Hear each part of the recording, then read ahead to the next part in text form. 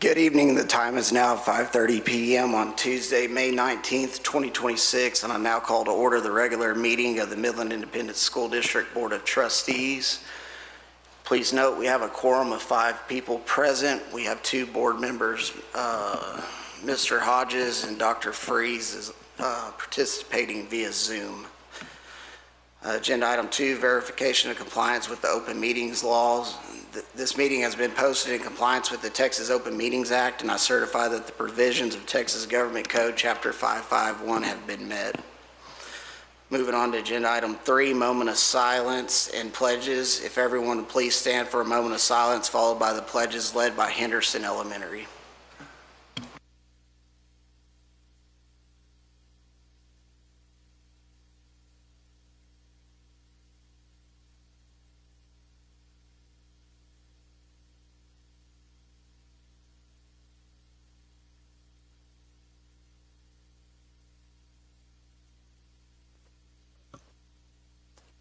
Good evening, President Gwynn, members of the board, and Dr. Howard. My name is Dr. Maxine Gonzalez, and I'm the proud principal of Henderson Elementary School.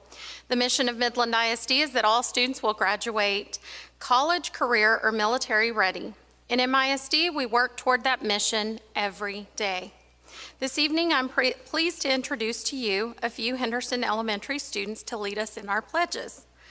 First, we have Micah Flores, a first grader, son of Rex and Marie Flores. He loves to read and play soccer, and when he grows up, he wants to be a paleontologist. We also have David Ferrales. He is in the 2nd grade, son of Angelita and David Ferrales. He loves playing football because it's fun and keeps him active. A fun fact about David, when he grows up, he wants to be a petroleum engineer just like his dad. David finds it interesting to learn about the production of oil and the gas industry. June Madrid is in the 4th grade and the daughter of Miss Roxanne Madrid. She loves playing volleyball, cheerleading, and bike riding because she is passionate about the sports she plays and loves spending time outdoors. Her favorite hobby is jewelry making and cooking with her family. When she graduates, she wants to be a Lady Longhorn at UT Austin and become a teacher or a dermatologist when she grows up. Together, we're educating the future with excellence. At this time, our students will lead us in our pledges.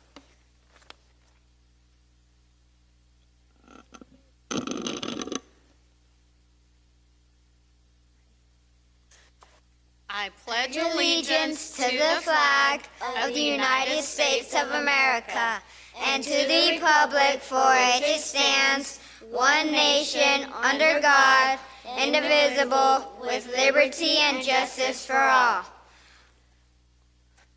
Honor the Texas flag. I pledge allegiance to thee, Texas, one state, under God, one and indivisible.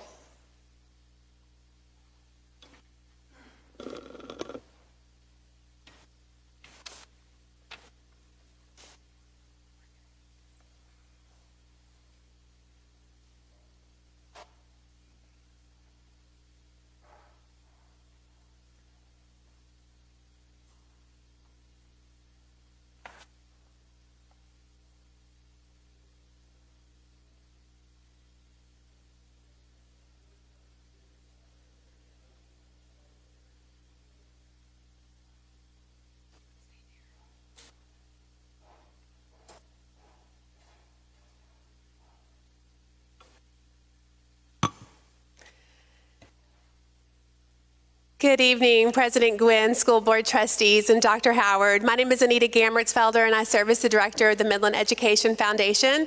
It is my honor to be here tonight to present 3 MISD Board of Trustees scholarship recipients. These students were selected among a large pool of applicants, and they were chosen based on their scholarship essay, which has been shared with you, and chosen by the scholarship committees at their high schools. So tonight I would like to present from Legacy High School, Yuki Soda. Yuki Soda has demonstrated exceptional leadership and service throughout his work on the MISD Superintendent's Student Advisory Committee. As a student intern with the MISD Communications Department and as president of the National Honor Society at Legacy High School, He's also participated in Go for Launch, further strengthening his passion for STEM innovation and leadership. Through these experiences, Yuki has represented student voices, contributed to district conversations, and helped share the stories and success of schools across MISD. This fall, he will attend Texas A&M University to study engineering. Congratulations to the MISD Board of Trustees scholarship recipient from Legacy High School, Yuki Soda.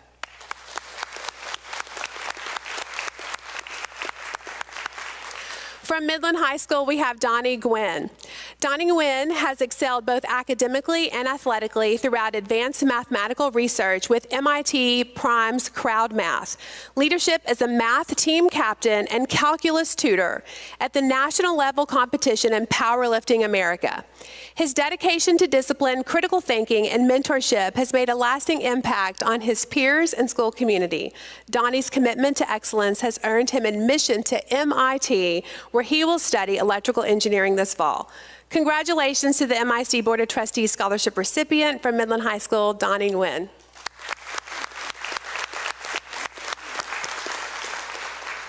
I also want to let you know from Young Women's Leadership Academy, Miss Lillian Mills have received the scholarship, but she could not be here tonight. Her sister is graduating. So thank you so much. If we could get one picture with everybody together.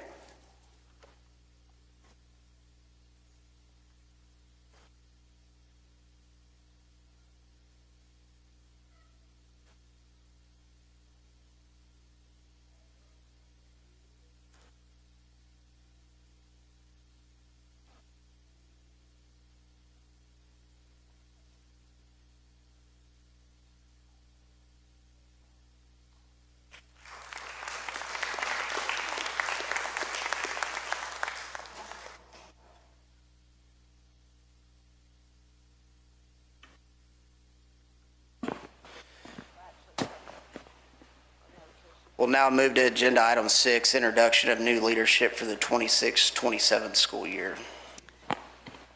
Good evening, President Gwynn, Dr. Howard, and members of the board. I am honored to present Mrs. Hopp this evening. Mrs. Hopp has 37 years of experience in education, including 4 years as the assistant principal at Bush Elementary. In a previous district, she served as the coordinator of teacher development, supporting and mentoring new teachers. At Bush Elementary, she has played a huge role in the campus's academic progress and is a strong instructional leader. We are excited for her to continue serving Bush Elementary as principal and look forward to the campus's continued success under her leadership.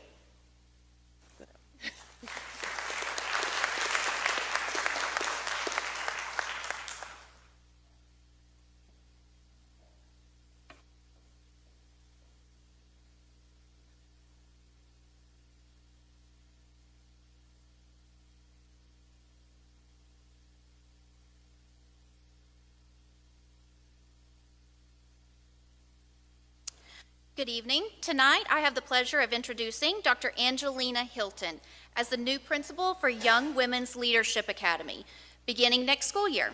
Dr. Hilton brings more than 20 years of educational experience, including 7 years of teaching experience and over 14 years of leadership roles, including assistant principal and principal positions, and is currently serving as the assistant principal at Young Women's. She holds a doctorate in transformative leadership from Concordia University and is recognized for her commitment to instructional excellence, student achievement, and building strong campus cultures that empowers all students to succeed. We are excited for Dr. Hilton to lead Young Women's Leadership Academy and build on the strong foundation established by Dr. Seibert and current principal Laura Dowdy. We are confident that Dr. Hilton will continue to lead YWLA to greatness.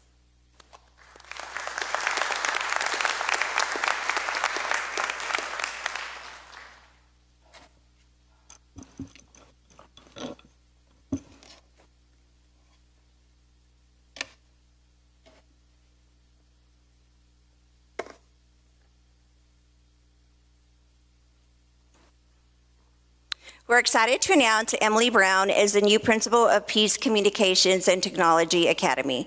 Mrs. Brown brings a passion for innovation, relationship building, and creating engaging learning experiences for students. She previously served as the principal of Bunch Elementary, where she focused on strengthening campus culture, increasing student engagement, and building strong connections with families and the community.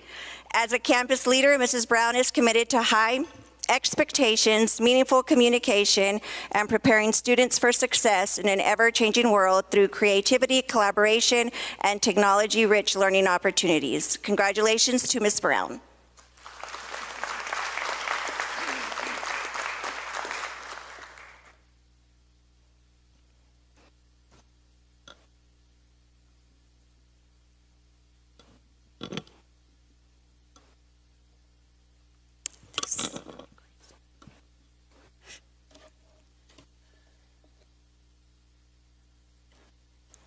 Please welcome Amy Russell, a transformational educational leader with more than 15 years of progressive experience in campus and district leadership, known for leading with high expectations, strong systems, and developing people.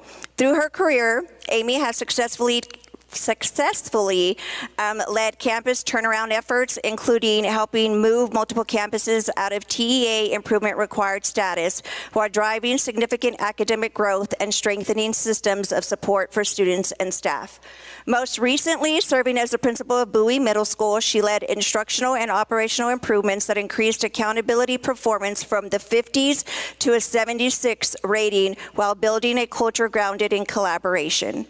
During her time at Bowie, she has implemented strong campus-wide systems, supporting specialized programs, including behavioral support classrooms, self-contained classrooms, and the regional day school program for the deaf. Amy brings expertise in special education, leadership, compliance, instructional systems, MTSS, talent development, including the implementation of federal grant initiatives. Welcome, Ms. Amy Russell.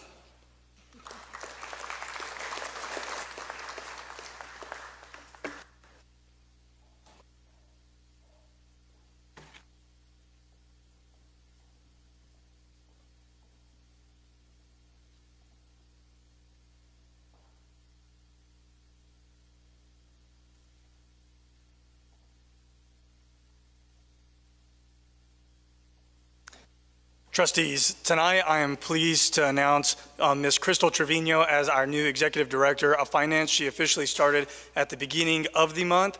She was previously serving as our Director of State and Federal Programs. She was instrumental in redesigning the entire department to make sure that we're providing campuses the resources that they needed, along with ensuring compliance. And so moving into this role, she's already been extremely instrumental in the implementation of our new ERP system, and we're extremely excited for her to serve in the role of the Executive Director of Finance. So Ms. Crystal Trevino.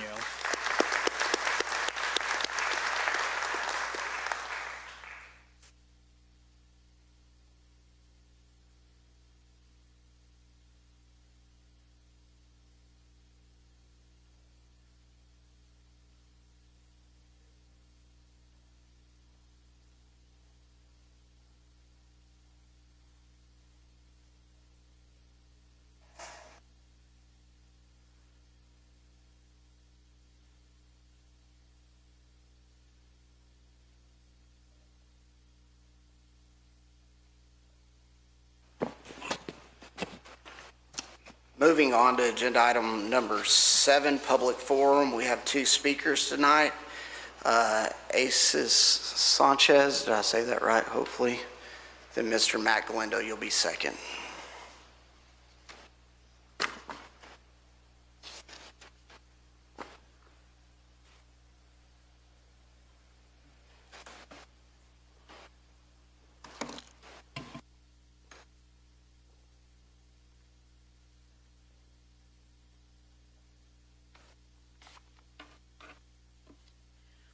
Hi, my name is Mr. Sanchez, and I'm a parent and a student at Peace Elementary School. I'm here today because my child was assaulted in the school restroom and was also threatened to be killed if she told anyone. This is very serious. After this happened, I took action. I filed a police report with Midland AIC. I submitted a bullying report. I spoke with Assistant Principal Mr. Lynch. I spoke with Principal Christine Roberts. However, I felt the situation was not taken seriously. My child's safety is very important to me. This should be a safe place for all children. What happened to my child? What happened to my child is not okay. I have also felt aggrieved against Principal Roberts because I'm concerned about how the situation was handled and the lack of professionalism. Because of this, my child will no longer attend Peace Elementary. But I'm here today because I want all the children to be safe, not just mine. I'm asking the board to please take this situation seriously, review what happened, hold the appropriate people accountable, make sure this doesn't now happen to another child. Thank you for your time and listen. Thank you. Mr. Galindo?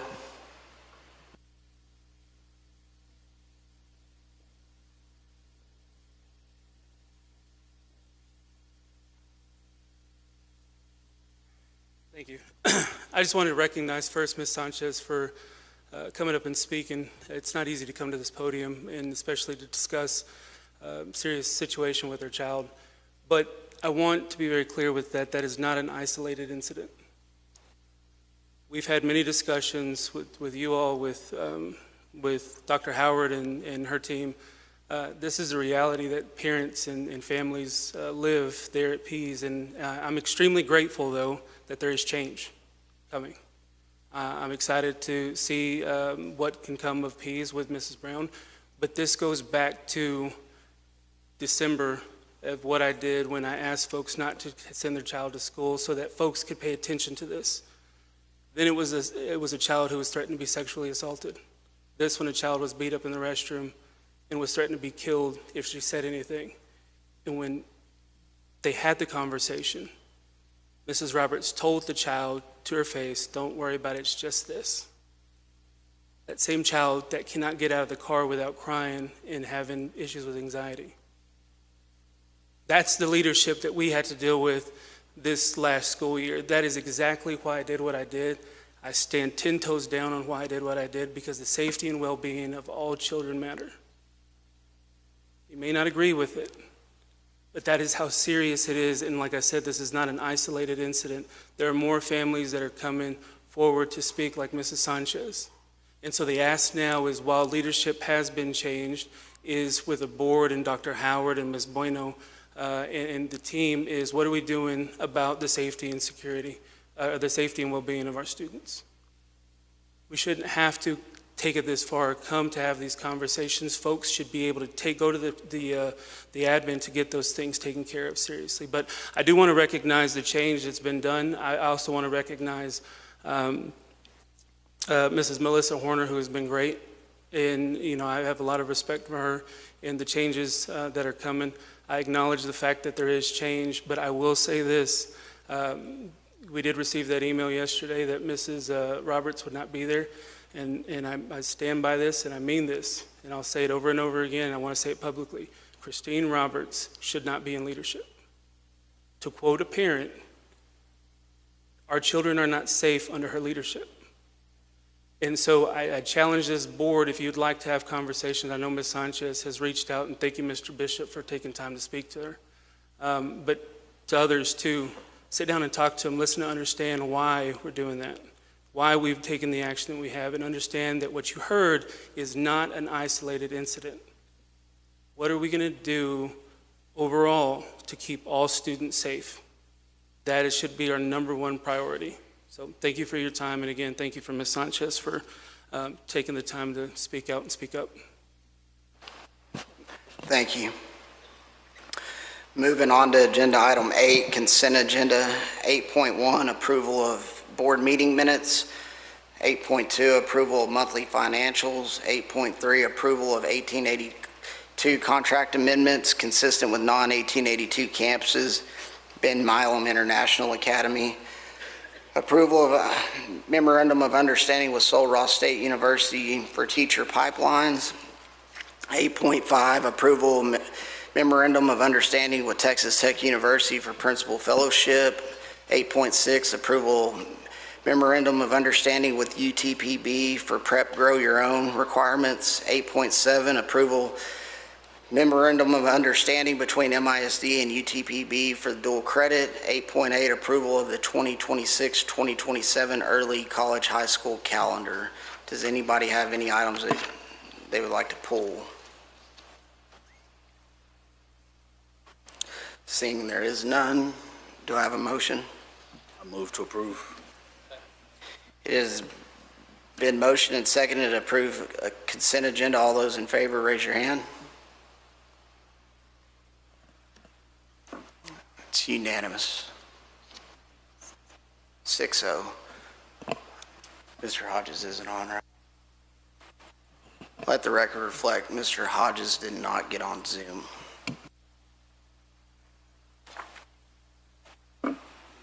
Moving on to agenda item 9, superintendent's update. Dr. Howard. Yes, thank you, Mr. Gwynn, members of the board. First of all, I want to acknowledge Mr. Galindo and Ms. Sanchez. We've listened to your concerns and taken appropriate action. I believe Ms. Horner has helped you. Ms. Sanchez, is that correct? Okay, I just wanted to make sure in case we needed to connect you with her, but we appreciate you bringing that to our attention when you did. I also want to thank the board for allowing us to recognize our scholarship recipients tonight. That was overlooked during the district recognitions, and we wanted to make sure they were recognized, and also excited for the new leaders that were introduced to you tonight. With 2.5 days of school left, there's still many celebrations that are continuing, some that I added just before this meeting because they just came in from Austin today. But we had, in the last couple of weeks, we had Marissa Stewart from Midland High place bronze, third place in tennis, 6A singles tennis. We had Madison Gonzalez from Legacy High School place third in 6A shot put. Yesterday, Angel Lopez was announced as not only one of the finalists, because we had 2 finalists at the Barbara Jordan Historical Essay Awards, but he was 6th and earned a medal. And his teacher leaned over to me and said he didn't even want to submit his essay because he didn't think it was good enough, and he's 6th in the state of the 5 and 6A competitors. And then today, Reese Stanlin from Midland High placed 2nd in ready writing at the 6A state academic meet. And Young Women's Leadership Academy 3A Shreya Savakumar placed 3rd in spelling. The team was 2nd in spelling. Lauren Ramos 2nd in LD debate, and that's all at the 3A level. And then early college high school, Luther Makapwa, not sure if I said that right, 4th in science. So they continue to compete and have done a great job balancing that with all the end of year activities. As we finish up our graduations this year, we graduated 89 students from early college high school last week. 99% of those had earned an associate's degree before they graduated from high school. Thursday, we will continue graduations with Coleman High School and then Midland High School, and Friday, Young Women's Leadership Academy and Legacy High School.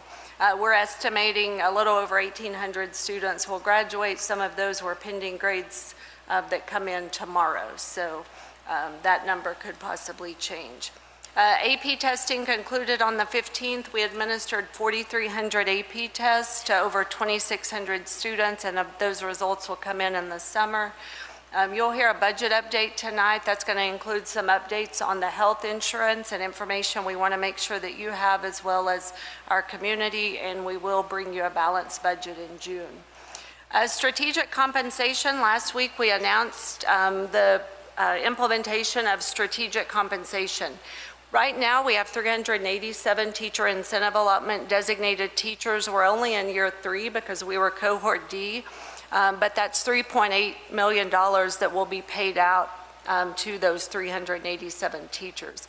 So we have teacher incentive allotment, principal incentive allotment. This now will be an enhanced teacher incentive allotment, and it helps us invest in excellence through a strategic compensation system. It'll start with principals and then move to teachers in the following year. And we're very proud to be one of 28 districts in Texas to join this first cohort. Summer school will begin in June, and our students who are not on track are receiving invitations for summer school. And this year we'll be asking parents to sign off if they choose to not send their students to summer school. We want to make sure they truly understand where their kid is and how summer school could be beneficial. And then if they want to waive that opportunity, we're going to ask them to acknowledge that. And then we continue with enrollment and ask our families to continue enrolling through Skyward so that we can make plans for next year. And that's all I have tonight. Thank you. Thank you, Dr. Howard. Moving on to agenda item 10, district informational reports. 10.1, bond 2023 monthly reports. Mr. Lopez.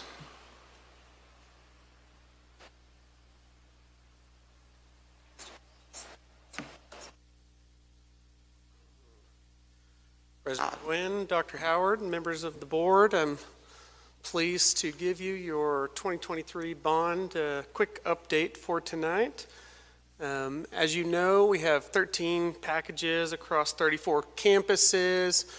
We've got a new update slide that shows 5 of those are under construction. Packages 4 through 5. You have 3 packages that are completed, and packages 9 through 12 are currently under design.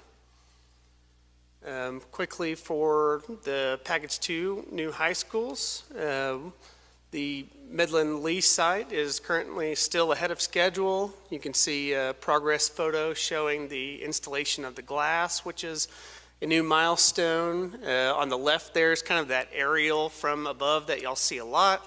And then on the bottom right is a closer up picture, so you can see that 2-story glass that you'd be able to see from looking from a classroom wing out to the courtyard. This is another example of progress being completed. This is the 9th grade pickup and drop off shade canopy. So on the left there you can see the aerial view, and then on the right you can see where they would actually come in from the inside from that perspective. So as stated, this project is ahead of schedule at about 31% complete. You can see currently that is the future parking lot for the students, and you can see there's on any given day around 300 construction workers on site continuing the construction at the Lee High School site. On the Midland High, you can see the steel is continuing to go up. Concrete block continues to go up. They're on schedule. Energy Transfer is currently relocating the pipeline, working closely with Lee Lewis to get that relocation done. According to Lee Lewis, their schedule has not been delayed at all based on the current status of the pipeline relocation. Package 4, Goddard and Midland freshmen. If you go by the site, you can see some steel going up on those classroom wings at Goddard. And then at Midland Freshman, you can start to see the location of the new concrete slab for the security vestibule and admin. And everything else is underway, but the progress photos wouldn't have really showed too much since last month. So that's our update for today. Any questions? Any questions? Yeah, I have a question, Mr. Gwynn. On the pipeline that they're rerouting, are they going to just pick up that line that's there, or are they going to take it out of the ground, or what's the plan of that pipeline? They're going to fill it with the grout, or like a concrete mix, the existing pipeline. So they're going to fill that existing pipeline with grout? Yes. And then cap it off? Yes, sir. Okay. So it won't be an issue for Lee Lewis. They won't have to worry about hitting it or having to deal with it. Okay. Yes. All right, thank you. Anyone else? Appreciate it. Thank you. I'm going to back up to agenda item 9. Dr. Freeze said he had a question for you, and I just missed him on the screen. So go ahead, Dr. Freeze.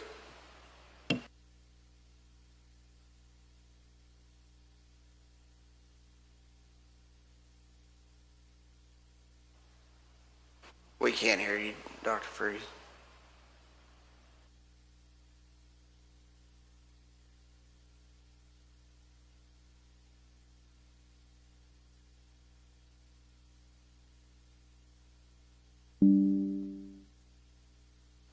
Try it now, Dr. Freeze.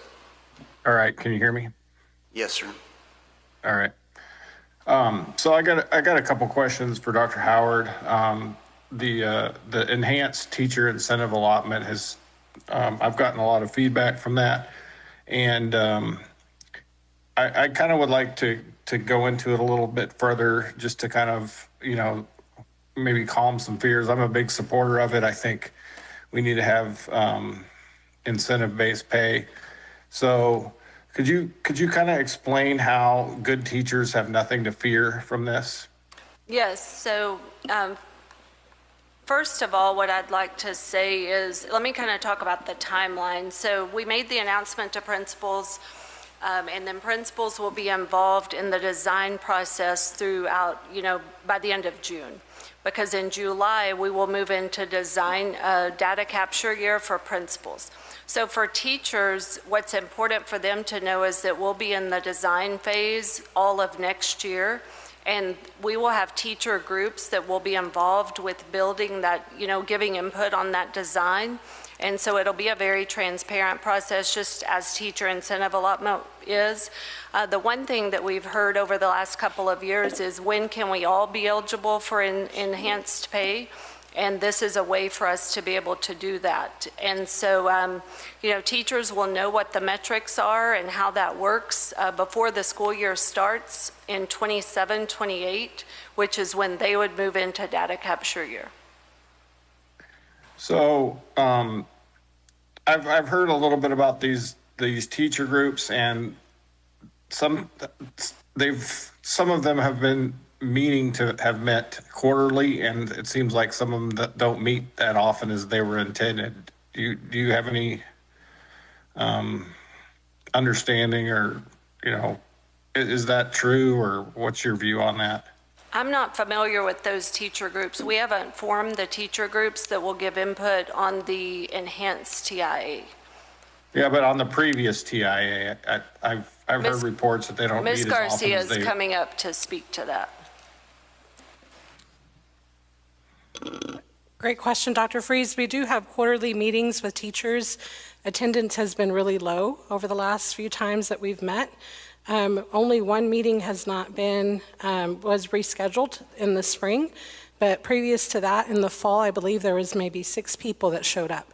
Each campus submits one representative. We send calendar invites early on, and teachers need to attend those meetings, but attendance has been low. The meetings have not gone away.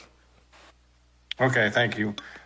So another question I have is, I kind of feel like we have some district level administrators that are doing a really good job and working, extra hours and working hard. And I would think that, perhaps this would be a good place to really turn our focus to. And then we have some over the last year specifically that have significantly underperformed.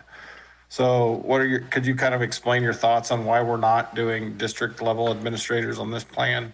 Yes, so the plan that we rolled out is for principals and teachers, but we have the latitude to extend that plan to all employees. It's just a matter of being able to go in phases so that we do it right and well, starting with the principals and then, of course, teachers. Those two groups have the most significant impact on student outcomes, but then expanding that to campus and district, of course, campus leaders as principals and APs, but expanding that to campus and district level staff, positions such as counselors, diagnosticians, district administration, coordinators, positions such as that. to have pay that's based on effectiveness and impact.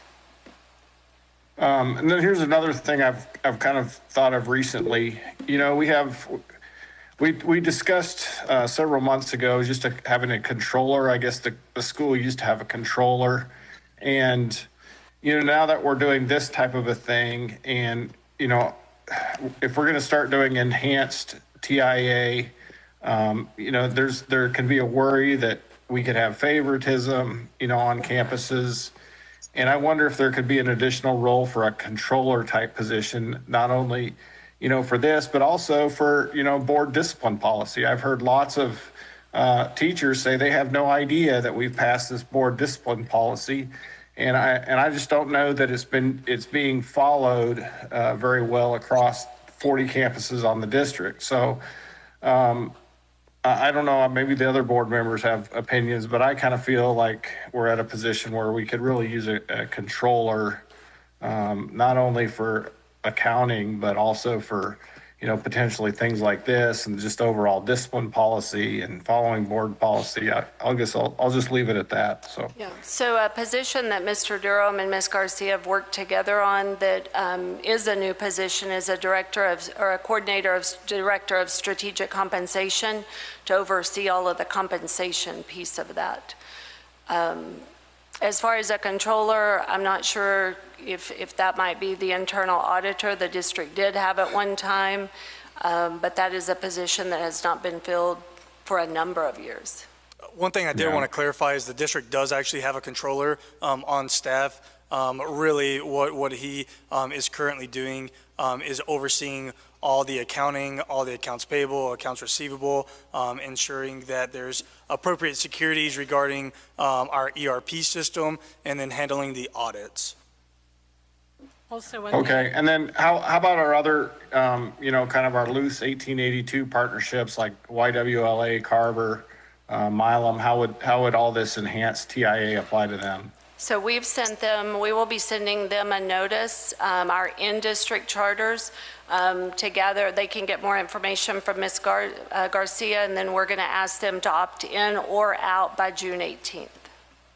Okay, and how about this is my last question. Social studies, is that included as part of TIA?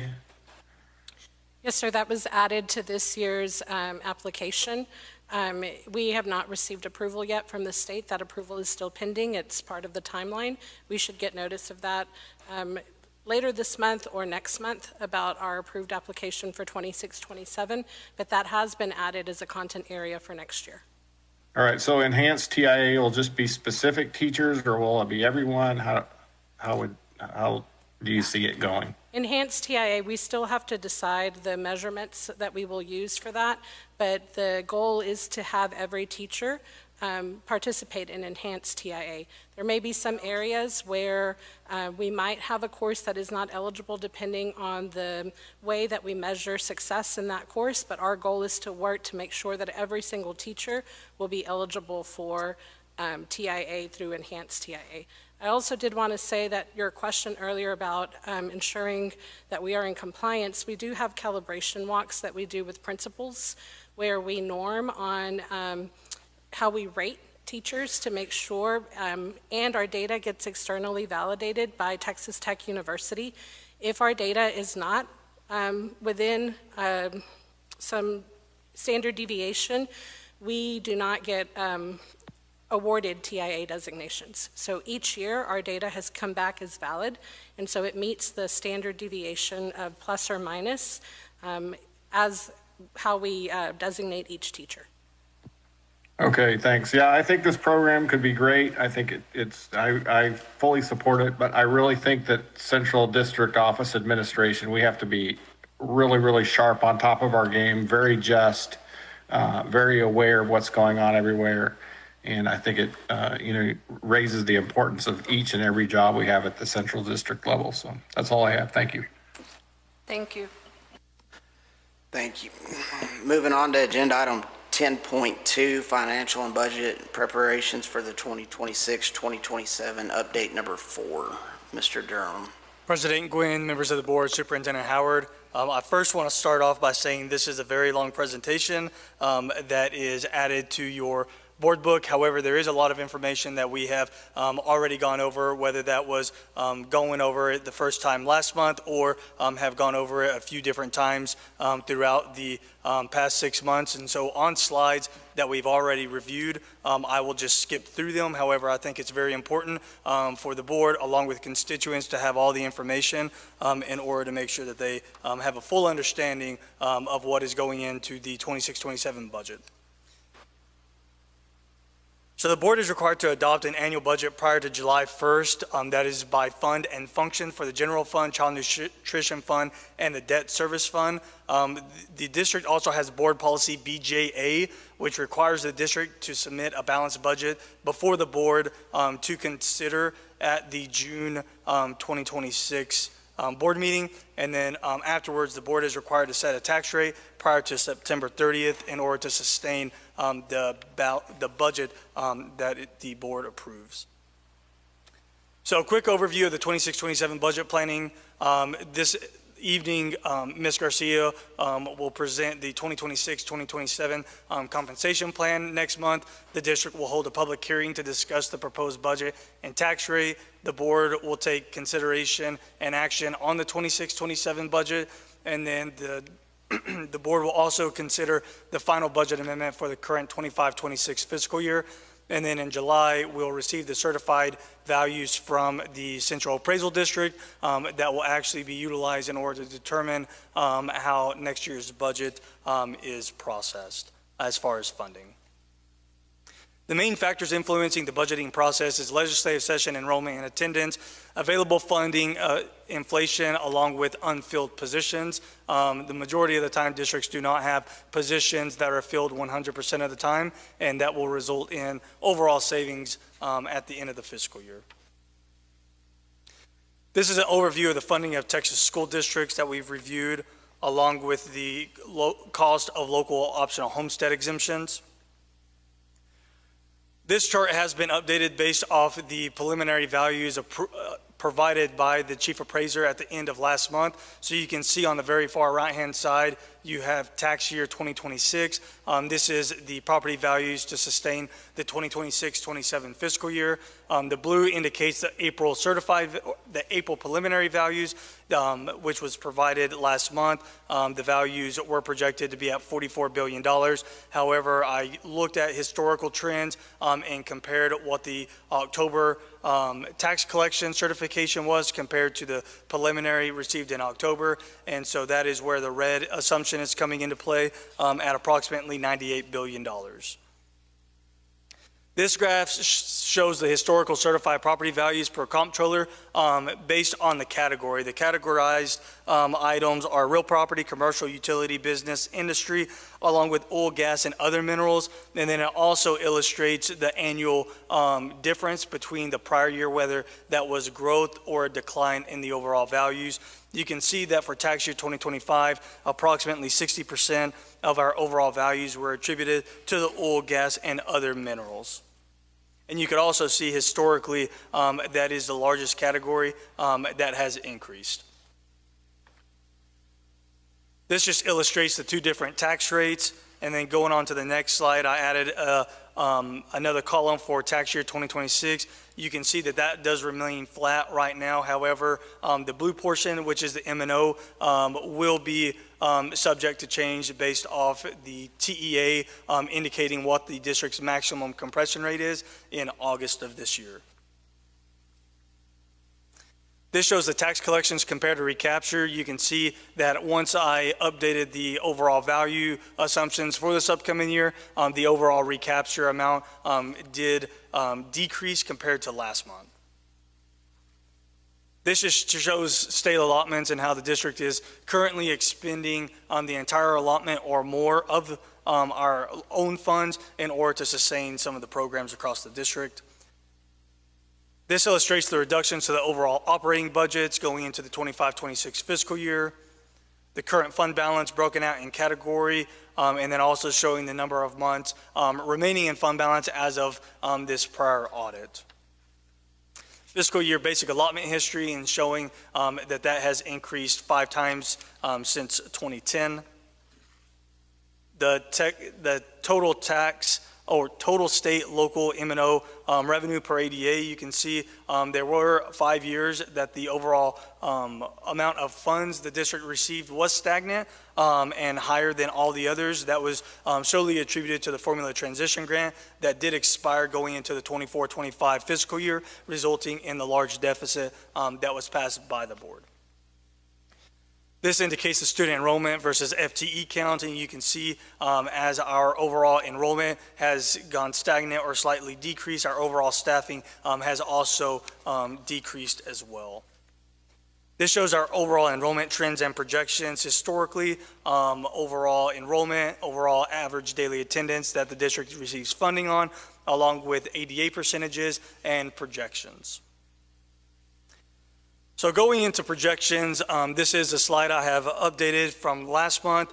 You can see at the very bottom left-hand corner, I am anticipating ending the year in a $4.3 million surplus. However, this is subject to change and will continue to fluctuate until the books are closed for the 25-26 fiscal year. On the right-hand side, you can see the key budget assumptions. The main ones I want to touch on is that the district is receiving approximately $1 million directly related to the 1882 Coperni project, specifically with Lamar. That is just how the contract was originally negotiated. This is a one-time revenue surplus, and none of our other 1882 partnership contracts have that in the calculations. We've also updated investment earnings, along as including the sale of apartment complex in the overall assumptions. With the projections in mind, I also wanted to touch on self-funded medical insurance, as this is taking a big hit this year. And so I kind of wanted to go over the reasonings for that. So the district is a self-funded medical insurance, meaning the district assumes all financial risk and pays actual costs of employees and dependent medical claims. What that means is as utilization increases and as the claims increase, the overall fund's performance is directly impacted and could potentially result in long-term sustainability of the plan being an issue, which is what we're currently seeing in the 25-26 year. There has been an increased medical and pharmacy cost along with high cost claimants, resulting in the required increase in order to sustain the plan moving forward. The state requires districts to provide $225 per month to employees for medical insurance. The way that $225 is broken out is the state contributes $75, which has remained stagnant since 2001. And the district is required to provide $150 for that total $225. The district currently, our current contribution remains at $503 moving into the 26-27 year, and then we still have a free option for employees on basic PPO as long as they also do the wellness plan.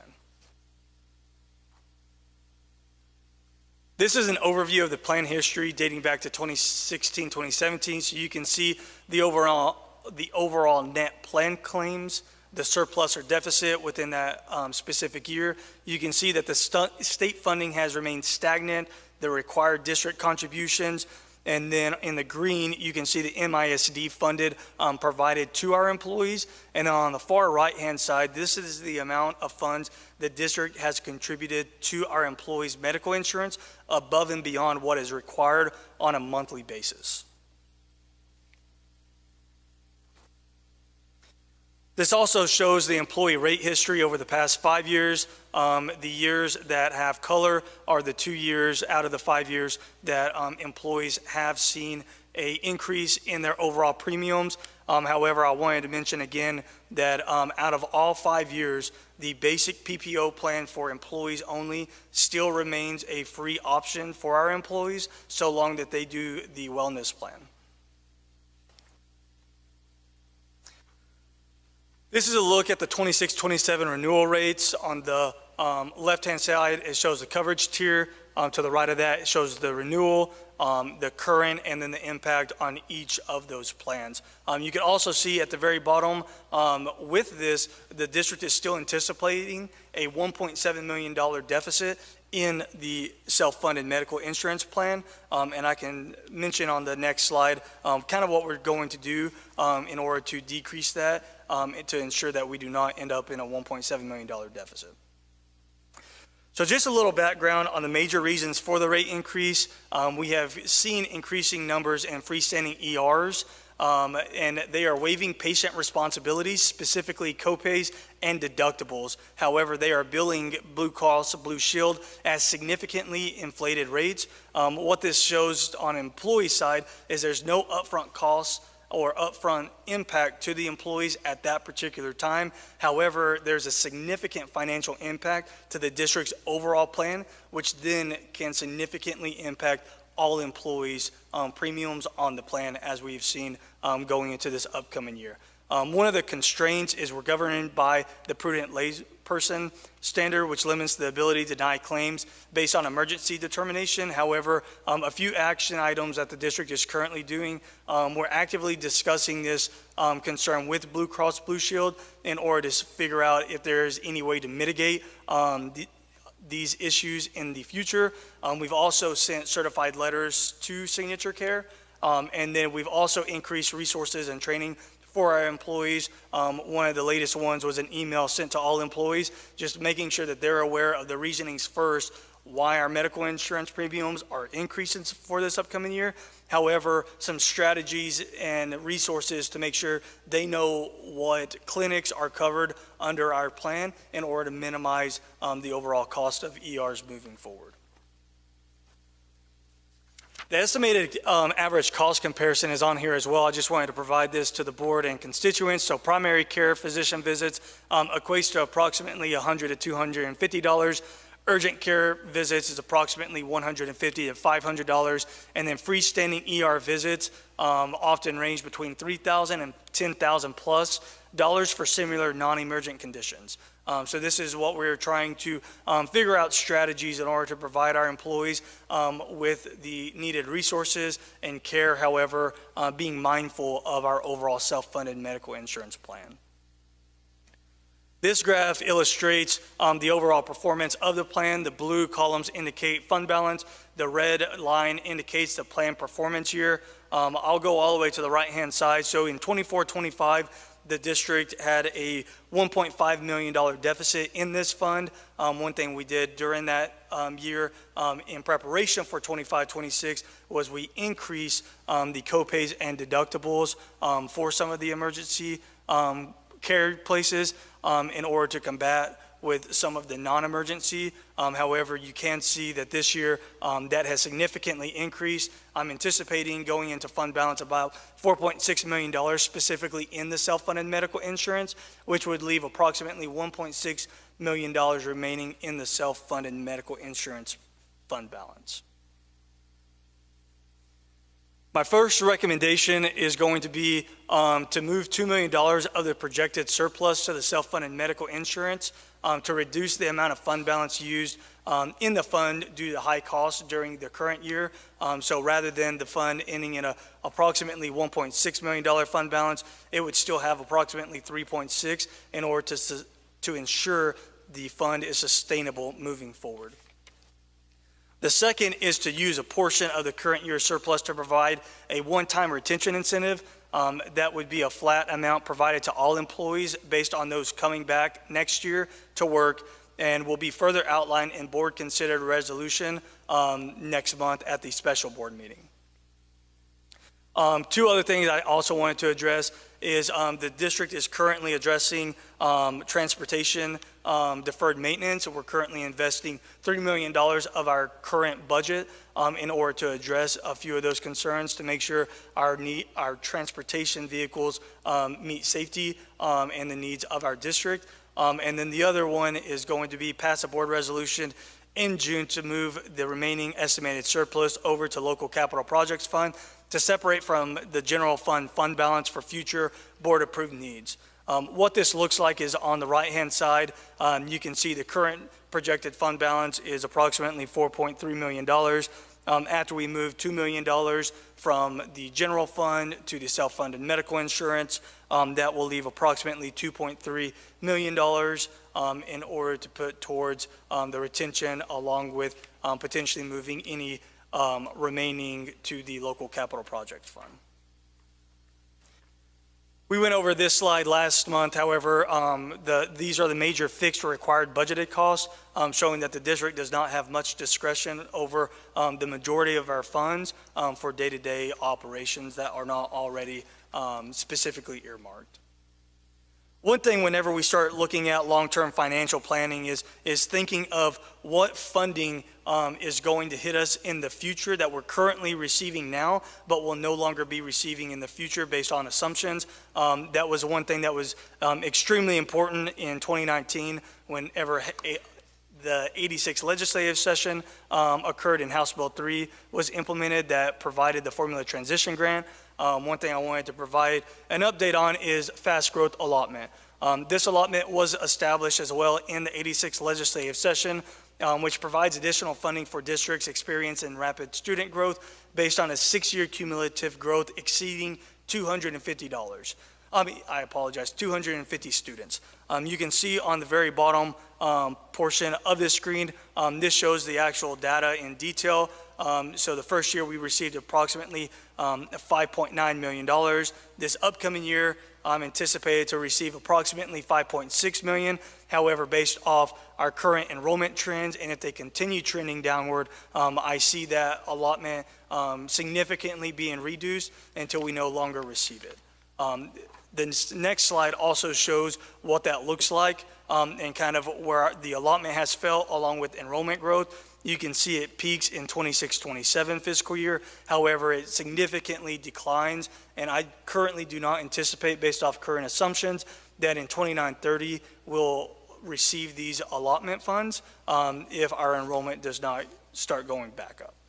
So I think that is extremely important whenever we start considering compensation increases and tying ourselves up to long-term obligations that we might not be able to meet in the future. The district set 3 budget priorities going into the 26-27 budget year, which was a balanced and sustained budget be presented to the board, provide compensation increases, and then create a data-driven budget based on board goals, strategic plan, and comprehensive assessment. These are some of the strategies that went into this upcoming year. One of the biggest ones is going to be budgeting at a 97 to 99% fill rate rather than 100% fill rate, because as I mentioned previously, the district is not staffed 100% of the time in all positions. And so there is savings that we're able to utilize right there in order to give compensation increases, which will be reviewed later this evening. So the main projection for the 26-27 fiscal year is the district will provide a balanced budget next month for the board to take consideration on. And on the right-hand side, it shows key budget assumptions. This page shows the total estimated cost for MISD's recommendations. Later this evening, Ms. Garcia will present this. However, I did want to mention this, that the district will be providing a recommendation for a 1% increase for staff based off our updated compensation plan, with the overall cost of approximately $1.8 million. Going to debt service, so over the past decade, and actually a little over a decade, the district has been able to save taxpayers right at $157 million in interest by refunding and defeasing debt in order to address our debt obligations quicker and really try to maximize our savings for our constituents. Series 2024 was the first bond sale related to voter-approved 2023 bond. Off the top, it saved approximately $310 million compared to planning. Planned interest rates was approximately 5.5 to 5.25. However, once everything was finalized, we ended up with a 4.09% interest. Looking at the 2026-27 debt service budget, Senate Bill 1453 requires districts to state the minimum and targeted tax rate each year, starting with this upcoming year. This is actually something we illustrated back whenever the board adopted the tax rate in September. And so we were a little ahead of the curve, but this is a requirement moving forward. And so I just wanted to really review this real quick. So estimated net taxable INS value is approximately $48 billion at a 98% tax collection. If we were to move forward with the targeted tax rate, keeping the INS tax rate the same, that would be approximately $21 cents, I apologize, bringing in approximately $97 million. The scheduled debt service for this upcoming year right now is $97 million, and that would leave a surplus in order to address paying down debt quicker of approximately $50.1 million. If the board elected to move forward with that, we would do something very similar to what we did in August of this past year. We would bring a refunding before the board in order to already earmark all those funds in the surplus prior to even setting the tax rate. What that allowed us to do this year is take advantage of state-provided Asahi, which was a hold harmless provision. I can tell you, knock on wood right now, in the end of February, TEA did update their summary of finance and does currently show us receiving that approximate $2 million of Asahi money that we had presented before the board last August. And so it looks like our strategy has worked out, and we do look forward to continuing that effort in order to maximize the savings for constituents I apologize, along with continuing to address our debt as quickly as possible. On the right-hand side, you see the minimum tax rate and assumptions, the same net taxable, same tax collections. However, in order to make the minimum payment for this upcoming year, our tax rate for our INS side would go down to approximately 10 cents, bringing in approximately $47 million. You'll see there our debt service required payment, and that would leave a surplus of about $2,600, give or take. Upcoming items and next steps. This month we brought budget update number 4 to the board. Next month we'll bring budget update number 5 to the board, along with the final budget amendment for the current year and the 26-27 budget approval. Later this evening, you will hear the recommendation for the compensation plan for next year. In June, we'll have a special board meeting to address the retention incentive resolution, CMAR for Story Middle School, and then the property insurance for this upcoming year, and then setting the district's tax rate later this year in September. And at this time, that concludes my presentation. I'm sure you're going to have several questions here. Anybody have them? Go ahead, Dr. Freeze. So I really appreciate your presentation on the health insurance, and I really like your plan of action. Do I understand that we're pumping a little money into that to help mitigate the stressors that employees are having? For the current fiscal year, yes, sir. Okay. So I also want to just relay my concerns about this. I did a board information request, and I'm sure it kind of was in parallel with what y'all have been doing, trying to get all the information, just a comprehensive review of where all this money has been going. And, when I see these standalone ERs, one company in particular, it appears like it operates out of Houston, and it's charging 10, 15 times what other places charge to do the same thing. I just see, and then they're apparently not requiring co-pays, or they're waiving co-pays. I have some serious concerns that we may be dealing with some Stark Law violations, including possible kickbacks or inducements. And I'm going to be doing my own investigation, and I'll be publishing everything that I get from y'all, or and that's applicable to this, so that we can get to the bottom of this. This is a stain on my profession. I'm a physician. This is embarrassing. These people are exploiting Midlanders. They're exploiting our teachers and the taxpayers, and they need to be stopped. And this is not only just a local issue. I think that we have state government that should be looking at this instead of, trying to throw pork at us with $3 billion into dementia research. Here we are. We have a huge affordability problem. You know, where is the state legislature? I mean, this is ridiculous. Not only with this, but we have so many regulations, so much red tape in our healthcare system, and they're not doing anything about it. It just keeps getting worse. It's unsustainable. And, you know, our families, particularly if you're a teacher trying to pay for your family, I mean, it's almost impossible. So we got a big problem here, and I'm gonna try to do what I can to help. So. Anyone else? I guess I have one.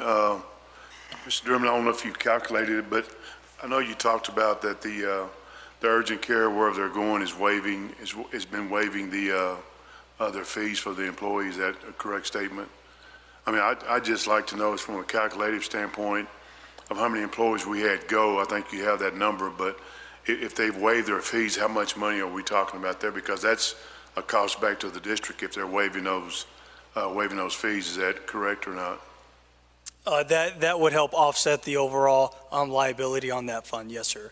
Unfortunately, I do not have that number off the top of my head, but I think I mean, it's nothing I'm asking for tonight, but just in reference to, I mean, if we can get that at another time, it don't have to be tonight. And Mr. Bishop, that has been shared with you in the email that I sent on Monday. All of the reports that are there, I'll have to look up that exact number, but I believe it's 133 visits that particular organization has received. Okay, I Around understand that. 700,000? Was it around No, 1.5. over the 3 years? No, in the last. In the 1 year? Yes, Yeah. In 25, 26 alone, it was 1.5 million. So 1.5, that's the waiving fees that the district has had to pay because it wasn't. Not the waiving fees, that's the overall cost billed to our insurance. Okay. What it appears they're doing is they're waiving deductibles and co-pays and passing that all on to the insurance.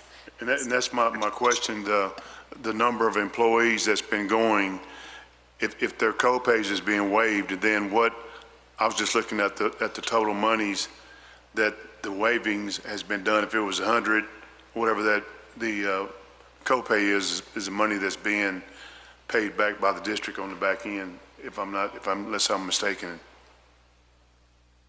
I will look into that and get back to you. Okay. I mean, So I'm not looking I for can it. shed a little light on what some people do. So from time to time, you can waive patient co-pays, but you cannot do it regularly. And if you're doing it regularly, it's a Stark Law violation. So we really need to try to determine if they're doing it regularly. If they are, it's a Stark Law violation, and it's going to encourage patients to unwittingly come visit them. And then, you know, when it comes to a premium increase, they get slammed. So that's kind of what's happened here, I think. But like I said, I think we got to get all the ducks in a row, analyze the data, and then proceed from there. Ms. Burleson? Yeah, I really think educating our employees is the top priority here. I think most don't understand the self-insured part of it, and that it all comes back to the district into that fund. And I think that if that's explained well on every campus to every teacher, and with a list of places that are acceptable in some way, you're not telling them where to go because we cannot do that. I understand that, but if we at least give them a list of places that you could go for urgent care instead of ER. And if you need ER, that's a different story. But I think that truly a good explanation to every campus, to every teacher. I don't know that that's been done very well. I know that when I was teaching, we never were involved in anything about the self-pay and how much it was costing, unless you came to a board meeting and you heard it during one of those things. But most are not are doing that. So I think, first of all, educating our employees is top. Also, I want to thank you, Tucker, for your, not the one you're going to think I'm thanking you for, but the underfunded, the state allotments compared to actual expenses for fiscal year. I think that is so important for everyone in our community to know that we are underfunded by $7 million for school buses, or for safety and security that the state has imposed on us, and that we're underfunded $7.5 million for transportation by the mandates that are done. And yet we're sending them, how much in recapture? This year, approximately $83 million. 83 million in recapture, and we have a deficit budget because of some of these things. So I just thank you for bringing that to the forefront. There's probably some more underfunded mandates that they keep putting on us, and those things are going to continue to make us make cuts among places that we really don't have the money to make cuts. And across the state of Texas, you see people closing schools, you see everyone's in a deficit budget. That's a problem with the state also, along with the medical thing that Dr. Freeze talked about. I'll talk about it in education. You'll actually hear one on the next item. Mr. Booker? Another. Hey, on the 26-27 renewal rates, is this the best plan we can come up with? So for the benefits, it is. So one thing that we did take into consideration when looking at the overall plan and the increase is the district could go back to TRS Active Care. What that would mean is the overall quality of the benefits would go down. The overall premiums would also go down slightly, but the benefits are the biggest thing that would go down. The district would also be locked into maintaining TRS Active Care for a 5-year period afterwards. And so let's say we get in it 1 year, we don't like the plans and we want to jump ship, we're not able to for 4 years afterwards. Yeah, I think for me, so the last week we've heard a lot about this insurance, right? It's frustrating on the MISD employees' part. It's frustrating on my part. My health insurance premiums continue to go up. I don't claim to be an insurance expert, and he's on the screen right now. But for me, when I'm shopping insurance for me and my business, I look at rates and what my employees want. Do we want a higher premium, lower deductibles, or would we rather have a low premium and high deductibles? Well, none of that matters if we have urgent care, or I say standalone emergency centers, dropping off cookies at our schools and putting it all over social media, then at the same time charging those same people they just dropped a tray of cookies off to $2,900 just to walk in the door and waiving the co-pays.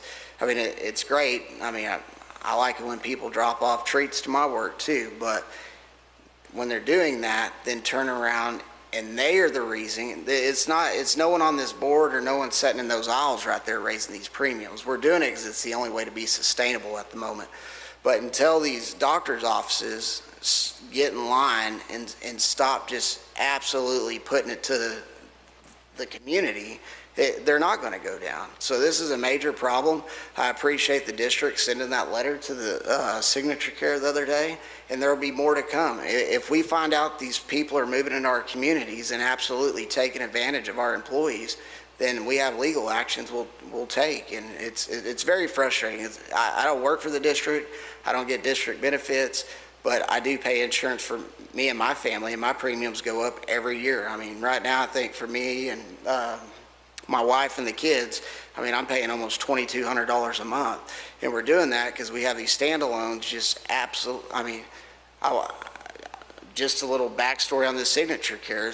2 months ago, I take my 6-month-old in there because she has a cough on a Saturday, and as a parent, you're just like, well, she doesn't sound right. Go in there, viral infection, and they don't charge me anything, which I thought that was a little strange. Doctor's office copay is $35. ER is $500, so I'm expected to pay one of the two, don't pay anything. Then I get a bill, and they billed my insurance company $3,300 to give her a Tylenol and send us on the way. I mean, it's absolutely ridiculous. So I understand there's employees that are very frustrated right now, and they have every right to be, but we got to look where the frustration's pointed at, and this board and this administration is working hard to fix it if we can. I do want to just correct for the record. You're right, Dr. Howard. It's 1.5 total. It was 1 million last year alone. Yeah, and President Gwen? it's drastically increased real fast, and so that's something that, we had been tracking, and that's why we've made the adjustments we've made and taken the action we've taken. Mr. Hodges?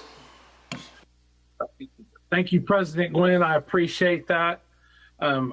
Ms. Burleson, I think that you make a very, very good point on the importance of educating the workforce. And I'd like the board to consider, we can't take action on it tonight because it's an agenda, but I think that we need to come together and talk about a policy or put something in place to educate our staff members that they're free to go wherever they want, but they should take into consideration the negative impact the choices can make when they're being led astray, because it charges back to the district, and in the aggregate, it negatively impacts the premiums that everybody's going to have to pay across the district. So thank you, Ms. Burleson, for bringing that up. As a board, I think it's important that we come up with an official way to charge the district to go on some type of what do you call it, Dr. Howard? A listen and learn tour about the insurance. We actually have mapped out a communication plan for that. We sent information out last week, and during open enrollment, we had people on site educating people who attended in person. But then as we begin the school year, one of the things that we can do, we have online requirements for sessions that our employees have to take, and they have to take them by a certain time, and we can pre-record those. We can make those ourselves, and so we can have one for self-funded insurance where every employee has to go through that, and they acknowledge that they have taken that and understand how that works.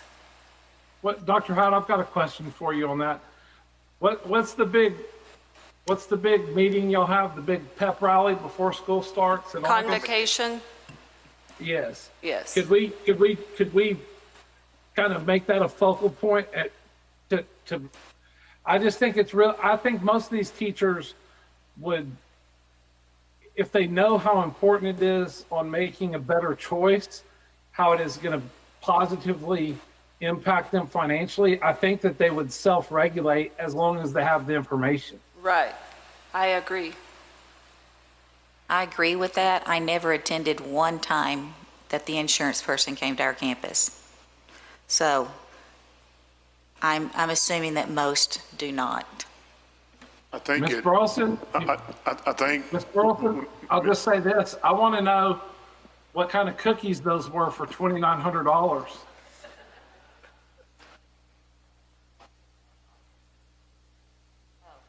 I don't know. They weren't my cookies.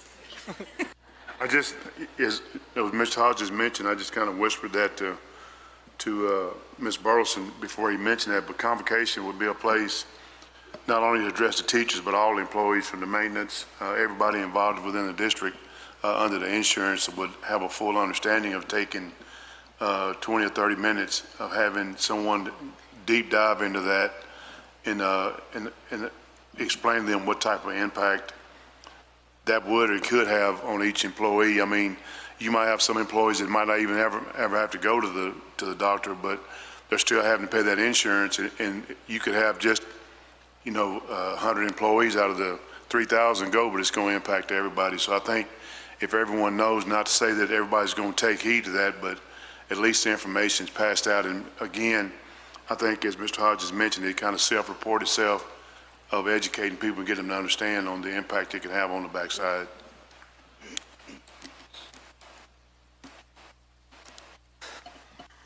Thank you, Mr. Durham. Thank you all. Moving on to agenda item 10.3, update concerning Senate Bill 546 and seatbelt reporting requirements. Mr. Hill. Mr. Nguyen, Dr. Howard, and esteemed members of the board, I want to give a little bit of a transportation overview and also where we're at on Senate Bill 546.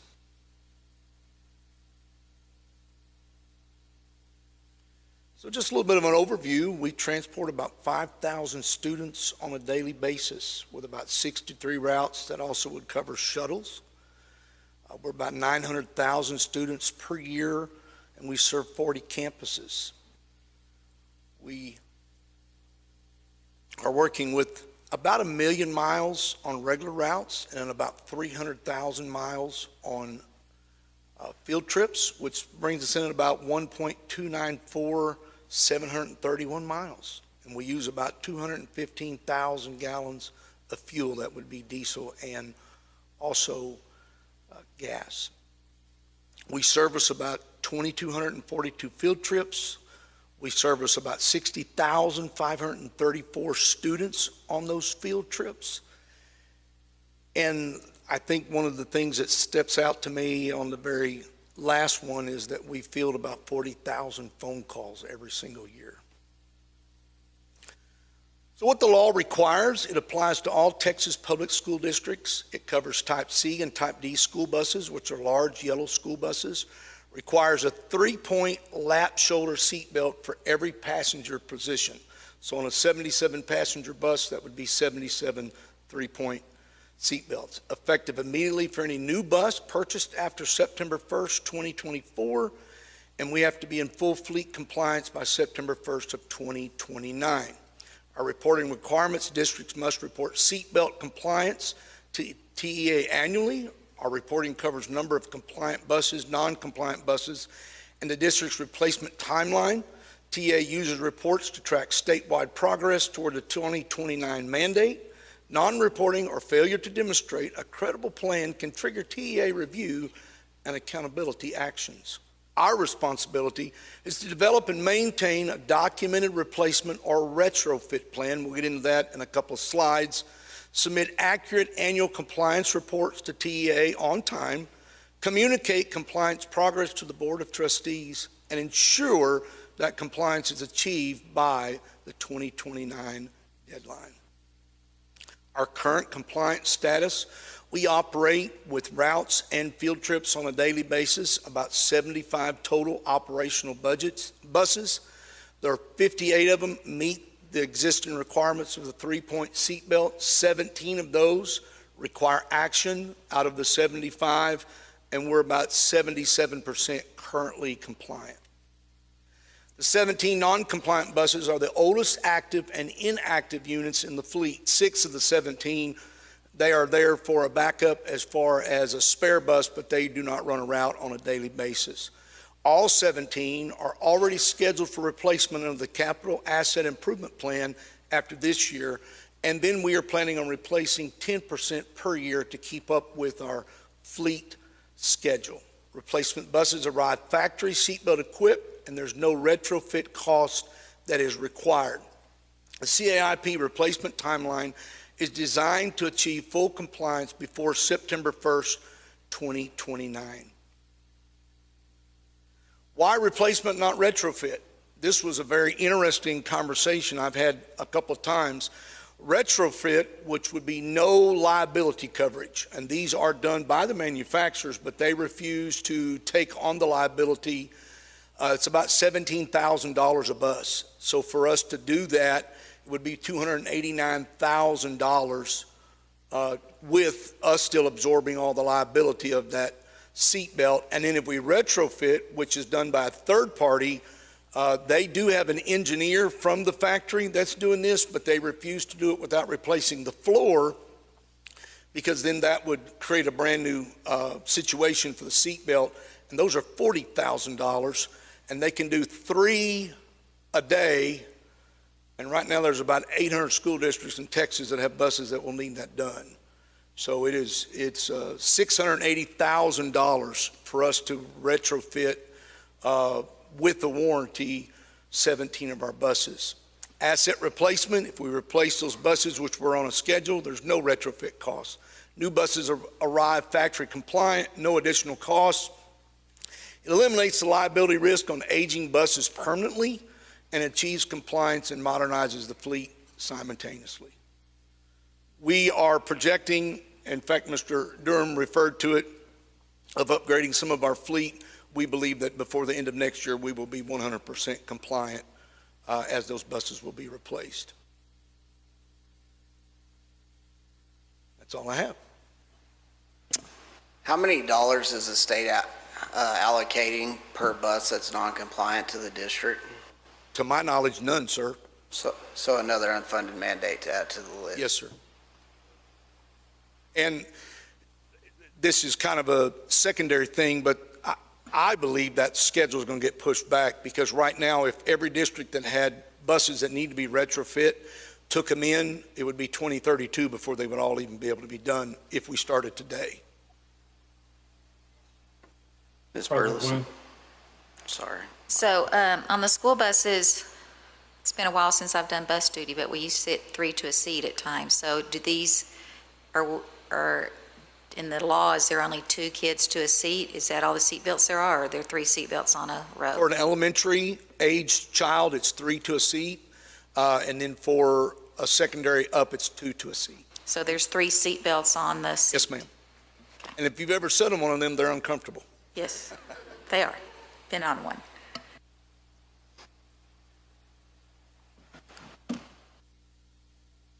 Mr. Hodges? Yes, sir. Thank you very much. That was a great report. I've just got a couple questions real quick. One, what is the name of the company that's doing the retrofit? Buck's Wheel, it's out of Fort Worth. They're a pretty big third-party contractor within the transportation industry for the whole state of Texas. Buck's Wheel was the name of that grifter? Yes, sir. And as to my knowledge, it could be somebody else, but to my knowledge, that's the only third party that is doing the retrofit. I'm just trying to keep all the grifters in public education, a list of them going. But so also the schedule, so this is an unfunded mandate with the retrofit. And so either the retrofit company, that grifter wins on that end by forcing us to do the retrofits, or the banking and interest grifters on the other side win on because of the interest in sinking when we use bond debt to buy buses. You don't have to answer that. I'm just trying to keep all the grifting going on why it's so difficult to fund our local public schools, because we're making sure that we're funding the grifters all across the state of Texas with the vendor contracts that are being approved by the bureaucrats and lack of leadership in Austin. Do you happen to have do we have any injuries from our buses within MISD in the last 5 years, 10 years, or what have you, if we decided to wait to not do the retrofit and just work these out of our system with the new buses that we're going to pay, that the taxpayers will be paying the grifters with the interest for? What's the probability of us having an accident where these kids are hurt by waiting instead of paying the grifters? And we sure don't want them to grift to these urgent care centers or whatever they are and then charge us back. I don't have that. I have no way of telling you that today. I'm sure I could go back and do some data. The school bus for about 70 years was determined the safest vehicle on the road without a seatbelt. The design of the seat is such, in fact, that it keeps a 40-pound kid at 30 miles an hour from hurting itself. That's why there's padding on the front of the seatbelt. It's just been in the last few years that they did a 2-point seatbelt, and now they've done a 3-point seatbelt. And although this affects us, this is not going to affect us as much because we're already in a capital asset replacement plan. We have several buses. The buses that we're replacing with the 2-point seatbelts are some of our older buses, high mileage. We would be replacing them anyway. Where this really impacts the state of Texas is in the smaller school districts that run a bus for 300,000 miles. And they, I had a district I did some consulting work with a few years ago. They were still running 2011 buses. And still getting the kids to school and learning. Yes, Who sir. would have thunk it? Yes, sir. So I've got one last question, and that's it on that. So I don't think that we've had any accidents, Dr. Howard, off the top that I can remember to where there was an injury. So is there any type of offset if we did do a retrofit that we would save, we would recoup some cost on our insurance premiums, or do those grifters have that tied down too? So I don't know the answer to that, but I want us to quit talking about not having an accident, because that makes me very nervous that we're going to jinx ourselves. I think from the standpoint of the retrofitting and the liability it puts on the district, I think that's a concern. What Dr. Hill also just talked about is the fact that these are buses that are up for replacement cycle anyway, and will be in compliance before the 2029 school year. So that's one of those areas that I would be concerned continuing to use buses that are not in compliance and hoping for the best unless we didn't have a choice. And I do want to say this, the buses that are... The new buses that are coming through, Dr. Howard, with the 88-point harnesses or what have you, the race car harnesses, I guess, will they reduce, it might be a question for Tucker, I'm thinking because it's increasing the safety with these new harnesses, shouldn't it reduce our insurance premiums? You would think so, but I'm not 100% sure. I will check on that. Hashtag grifters got a grift. That's it. Thank you, President Gwynn. One point I do want to make on the buses that we're replacing is they are some higher mileage, older buses. And so we're really replacing those to help on our maintenance costs, really not the seat belts.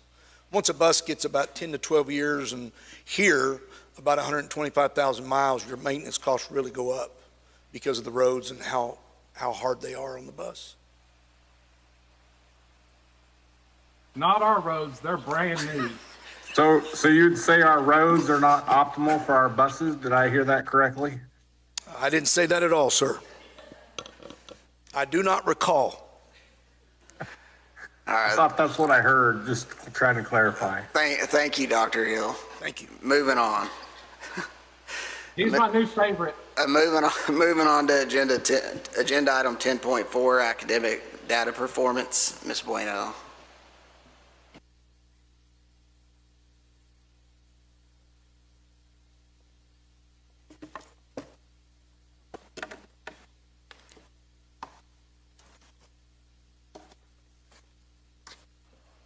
Brought the whole team with you. I did. They're all part of this work. And in case there are any questions, any one of them can answer those questions. I was wondering why there's so many cars outside.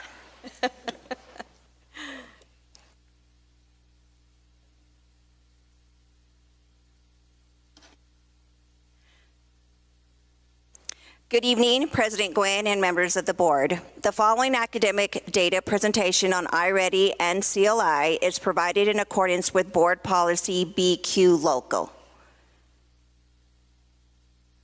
Today's presentation provides an end-of-the-year review of iReady implementation and academic performance data in reading and mathematics in Midland ISD. The presentation highlights student growth trends, relative placement changes, and next instructional steps for the district. It's important to note iReady is only one measure of student performance and growth. In the coming weeks, we will also analyze STAR data to make intentional instructional decisions. iReady provides Midland ISD with a consistent district-wide assessment and instructional support tool for reading and math. The platform supports data-driven instructional decisions at the district, campus, classroom, and student levels. Teachers utilize iReady data to plan targeted small group instruction and interventions. The platform connects assessment results to personalized instruction lessons and resources for students. Campuses utilize the platform approximately 60 minutes weekly to support student growth.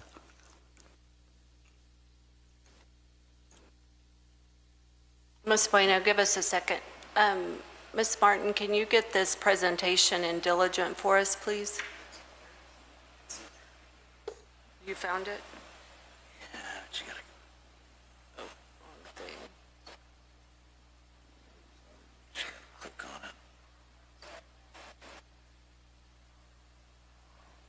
Go back. Because Booker couldn't find it, and I couldn't find it.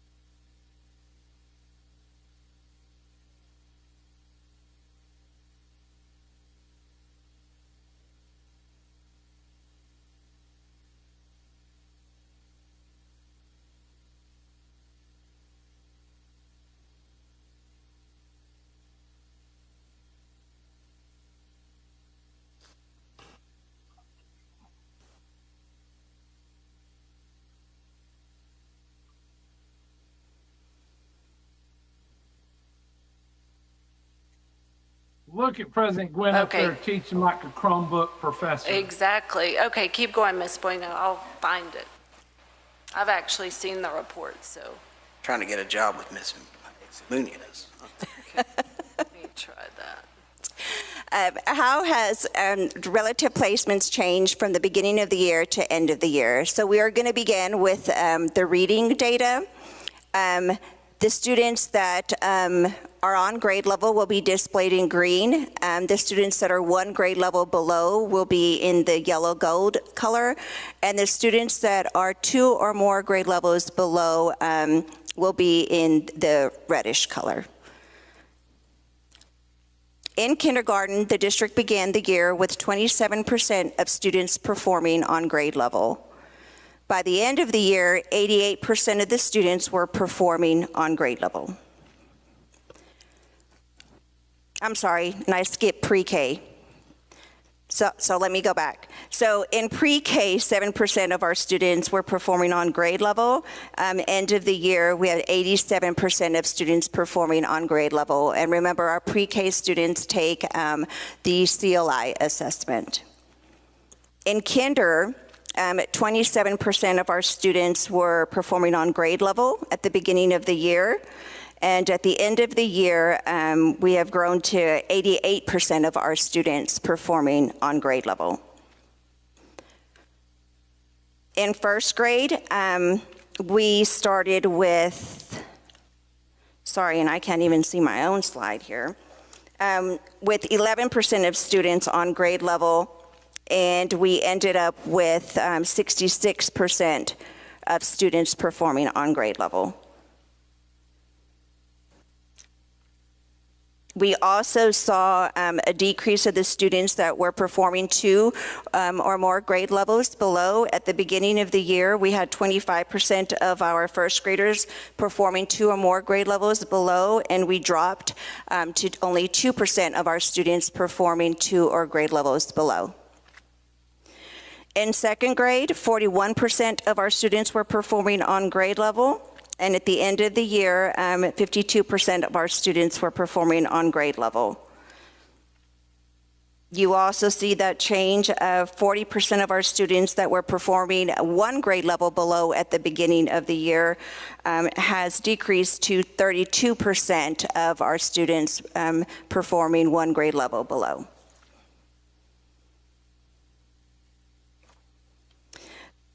The next slide, we will move into third through sixth grade. In third grade, 34% of students were performing on grade level at the beginning of the year, increasing to 61% by the end of the year. Also decreasing the number of students performing two or more grade levels below from 39% to 21%. In fourth grade, 20% of our students were performing at grade level at the beginning of the year, increasing to 42% at grade level. And 35% of students were two or more grade levels below, decreasing to 19% of students two or more grade levels below. In fifth grade, 24% of our students were performing on grade level, and ended up with 43% of students performing on grade level. Also saw a decrease of 48% of students performing two or more grade levels below at the beginning of the year, and dropping to 30% of students performing two or more grade levels below. In sixth grade, 26% of our students were performing on grade level, ended with 37% of students performing on grade level, decreased of 50% of students performing two or more grade levels below to the 38% of students performing two or more grade levels below.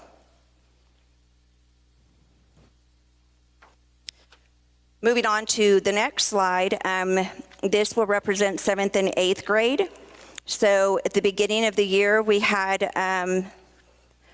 26% of students performing on grade level, and ended with 37% of students performing on grade level. decrease the number of students performing 2 or more grade levels below. And in 8th grade, we began with 20% of students performing on grade level and ended with 27% of students performing on grade level. I do want to stress that we believe when STAR scores come in, like this will be a shift. That's why I started with just sharing that this is just one data point. It is not the data point, right? And so for 3rd through 8th grade, we will also have that STAR data and to see that correlation between iReady and STAR.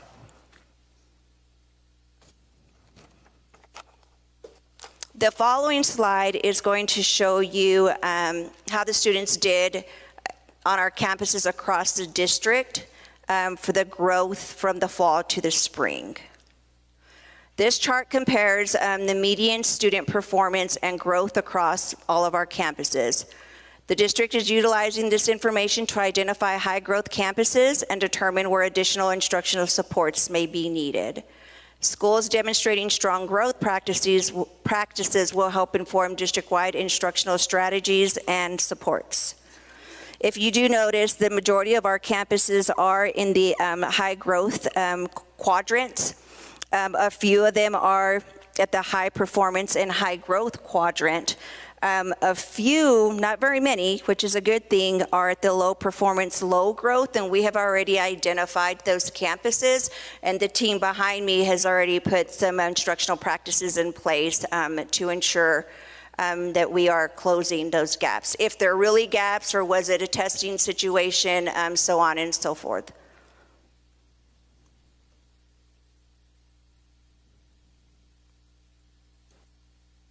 We will now transition into math. So this slide reflects math performance changes from the beginning of the year to the end of the year. Same thing, the green will identify students are on grade level. The gold will identify students 1 grade level below, and the red identifies students that are 2 or more grade levels below. With pre-K, so I started the year with 19% of students on grade level and ended with 90% of students on grade level. In kinder, 5% of students on grade level ended with 73% of students on grade level. Moving on to first grade, 5% of students were on grade level, ended with 57% of students on grade level. Did decrease from 74% of students 1 grade level below to 39%, and also decreased from 21% of students 2 or more grade levels below to 4%. In second grade, we began with 6% of students on grade level and moved into 58% of students on grade level. Also decreased significantly from 41% of students 2 or more grade levels below to 10% of students performing 2 or more grade levels below. The next slide will display 3rd through 6th grade in math. So at the beginning of the year, we had 11% of students performing on grade level, and ended up with 57% of students on grade level. In 4th grade, 16% of students were performing on grade level and ended with 60% of students performing on grade level. Also decreased significantly from 36% of students performing 2 or more grade levels below to 14% of students performing 2 or more grade levels below. In 5th grade, 25% of our students were performing on grade level at the beginning of the year and ended with 61% of students performing on grade level. You also see that decrease of students performing 2 or more grade levels below. And as the year progresses, that is what we do want to see. So we want to make sure that there is growth across the campuses and across grade levels as well. In sixth grade, you will see 27% of students were performing on grade level based on the iReady assessment, ended with 52% of students performing on grade level, and also decreased from 35% of students performing 2 or more grade levels below to 20% of students performing 2 or more grade levels below. Moving into 7th and 8th grade. In 7th grade, at the beginning of the year, we had 26% of our students performing on grade level and ended with 41% of students on grade level. Also dropped from 42% of students performing 2 or more grade levels below into the 33%. Or 30, I'm sorry, I cannot see that. 33%. In 8th grade, what I did different with 8th grade, because I think in my last presentation, middle of the year, this was a little confusing. I did not include the students who were taking Algebra 1, which it is important because we do have close to 500 students, 500 8th graders that are taking Algebra 1, right? So those students are already on grade level. So at the beginning of the year, if you compare those students, we had 30% of students performing on grade level, ending with 34% of students on grade level, 53% of students performing 2 or more grade levels below, and ending with 45% of students 2 or more grade levels below.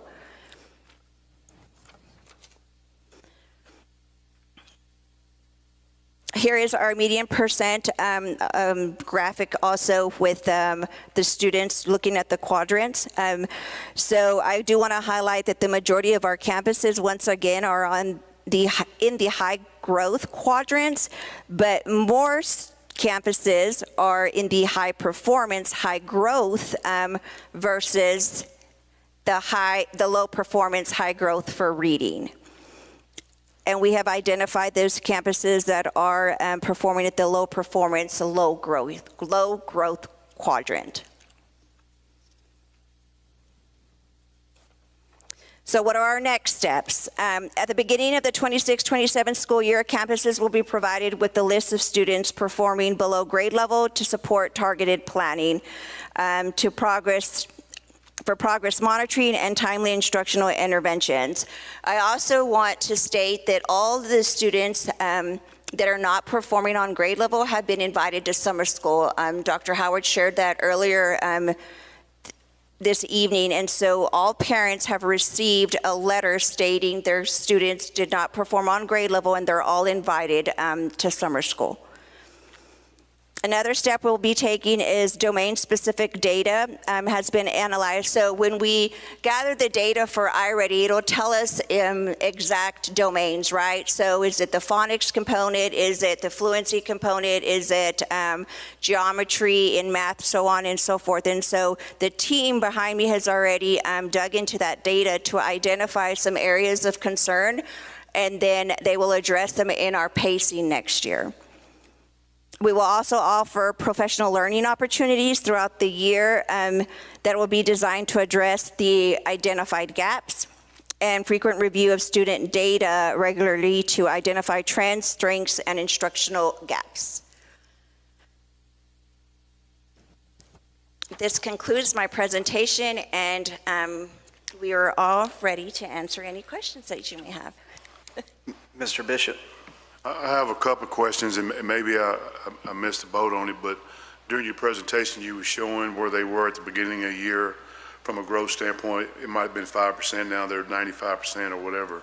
So from a grade level standpoint, like in your 6th and 7th and 5th and 4th graders, is there a way to do a look back to see where a 5th grader might have been in his 4th grade year and so on, to see if there's been any increases? I mean, because the gaps that I see where they're 1 or 2 grade levels behind, that follows up with my second question is, I know you said that y'all sent letters out for parents for kids to go to summer school, and if a student chooses not, or the parent chooses for the student not to go to summer school, and or a student is promoted and they're already behind, then it puts them another year behind the 8 ball. Is that a fair statement, or am I No, it is a fair statement, but one of the steps that we are taking is at the beginning of the school year, so each teacher will have a list, right? So I should have a list of just walking in first day of all of my students that are already performing below grade level, so they are on my radar. But I'm also being intentional with my instructional practices, making sure I'm targeting them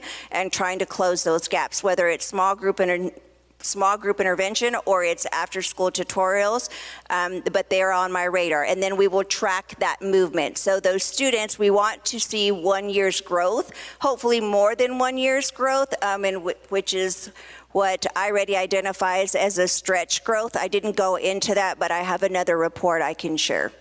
Okay, but it's also, it can be pretty hard for a student trying to play catch up, especially if you're at two grade levels behind. If you're starting to catch up and then you move to another grade, that's going to put you that much further behind from a standpoint of even trying to reach grade level. By the time you're even a freshman or a sophomore in high school, you're still behind. I mean, that's the way I'm understanding it. It might be explained a little bit different, but I mean, I know that you all are doing all you can, Dr. Howard, from a standpoint of trying to encourage students and their parents to go to summer school, if you will, and or if you have to hold a student back. A lot of parents don't want to do that, but you got to look at the benefit of the student or the child when they're not willing to do the summer school and or hold them back. And that's the reason why we're going to expect parents to sign off. So if they don't want their kid in summer learning, we want to make sure they understand the implications of that decision, because sometimes, it could be a kid doesn't want to go because they have a trip planned or they have other plans. But I think when we sit down with parents and explain why this is important, if they still choose that, there's really nothing we can do about that. Going back to your question about the prior years, so what this report shows, we give iReady beginning, middle, and end. And so what this report is showing is at the beginning of the year where they were and where they are at the end of the year. So this one doesn't really look back at how they did the year before. It's the beginning, middle, and end of this year. Okay. Ms. Burleson? So I'm looking at the reading scores, and of course pre-K and K are in first grade, they really close those gaps. In second grade, it's pretty small. Do we do dyslexia testing at that point for students that are 2 grade levels below?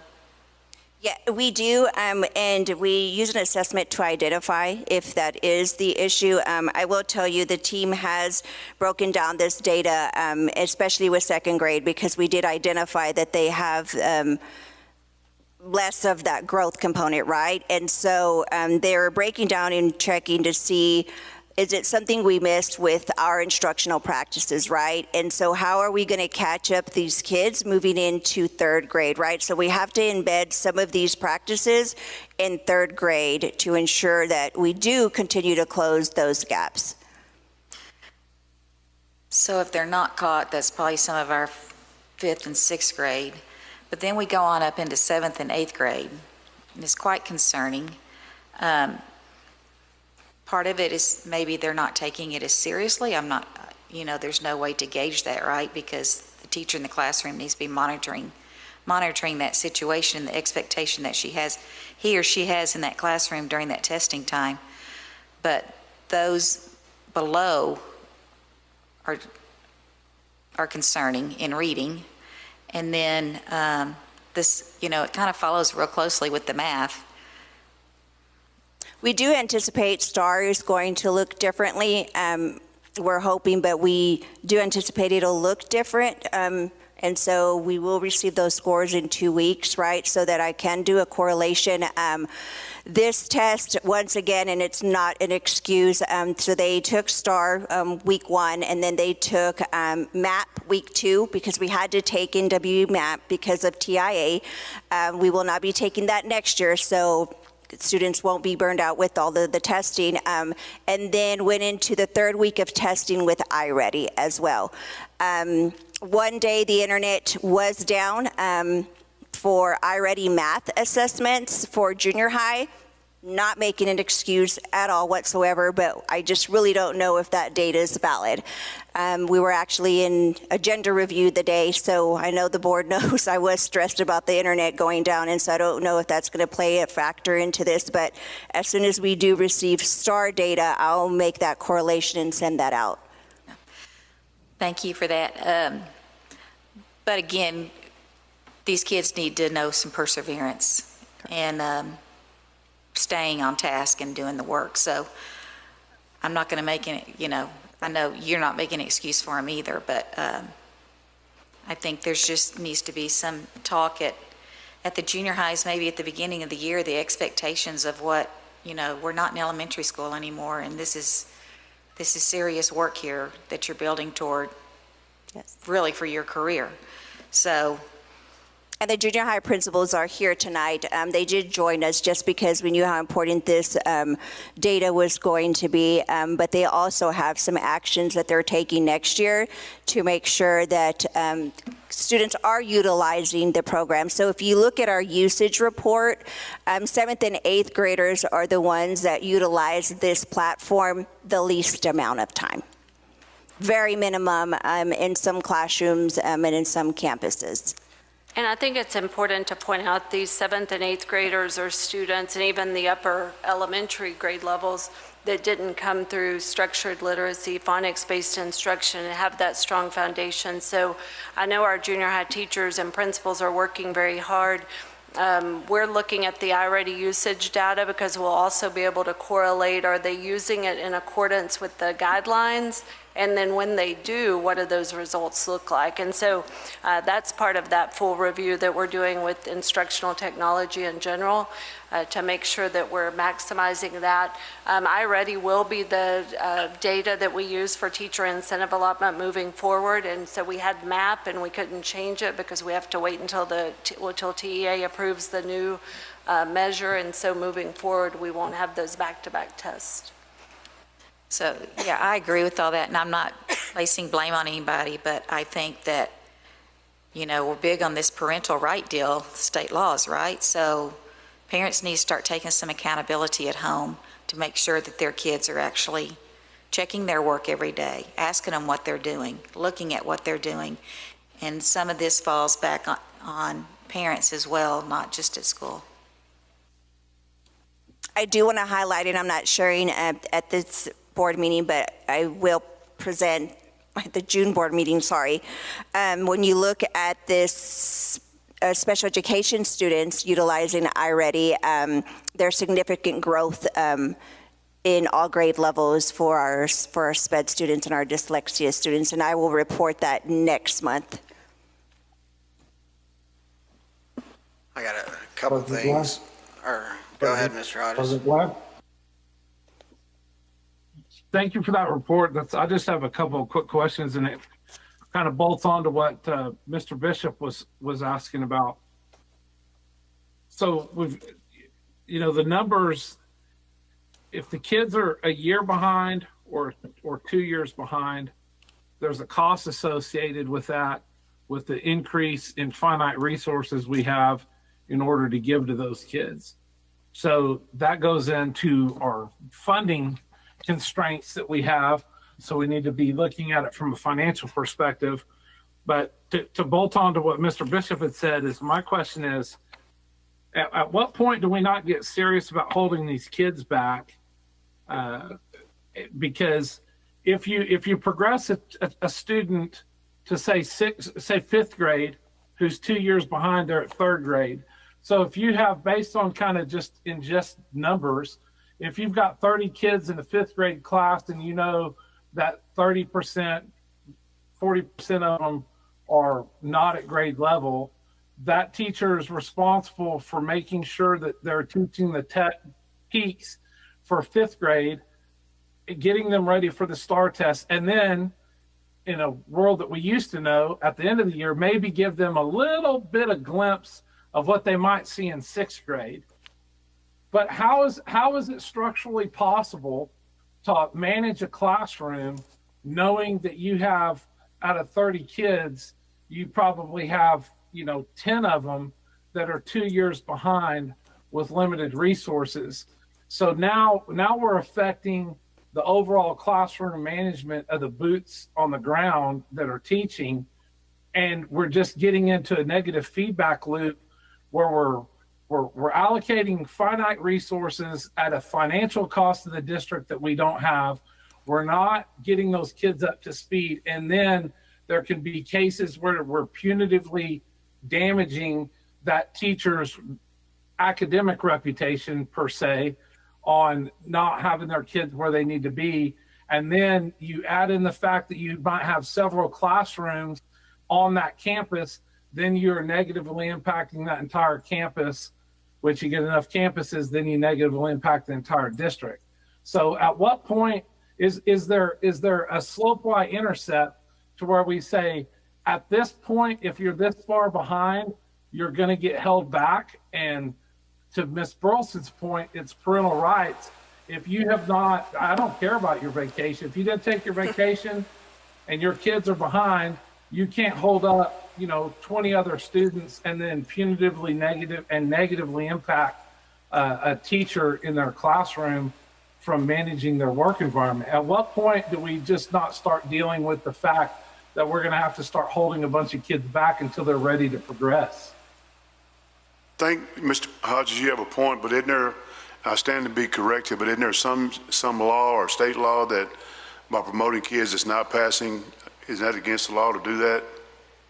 So I was actually looking that up as y'all were speaking. It's in your board policy. EIE local is what outlines our local criteria for grade promotion and retention. And so that's something I can definitely look at with the team and see if there are any recommendations within the law that we might want to consider for the coming year. Because I think I've seen it somewhere in the law where it stated that about promoting a kid that wasn't actually passing, if you will, to be promoted to the next grade level.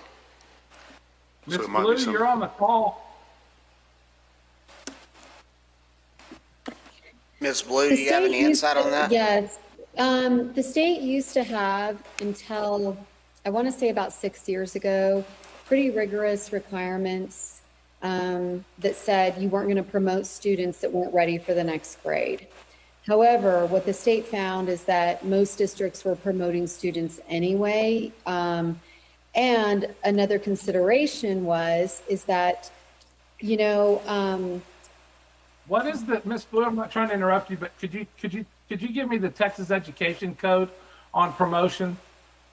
I don't know the exact number. I can just tell you Could you email that out to the board? Yes, I can definitely email. So there were changes in the law that essentially said that students would be promoted to the next grade, but because it's not, the legislature essentially assumes if a student is not ready to move to the next grade, it is the fault of the district and not the student.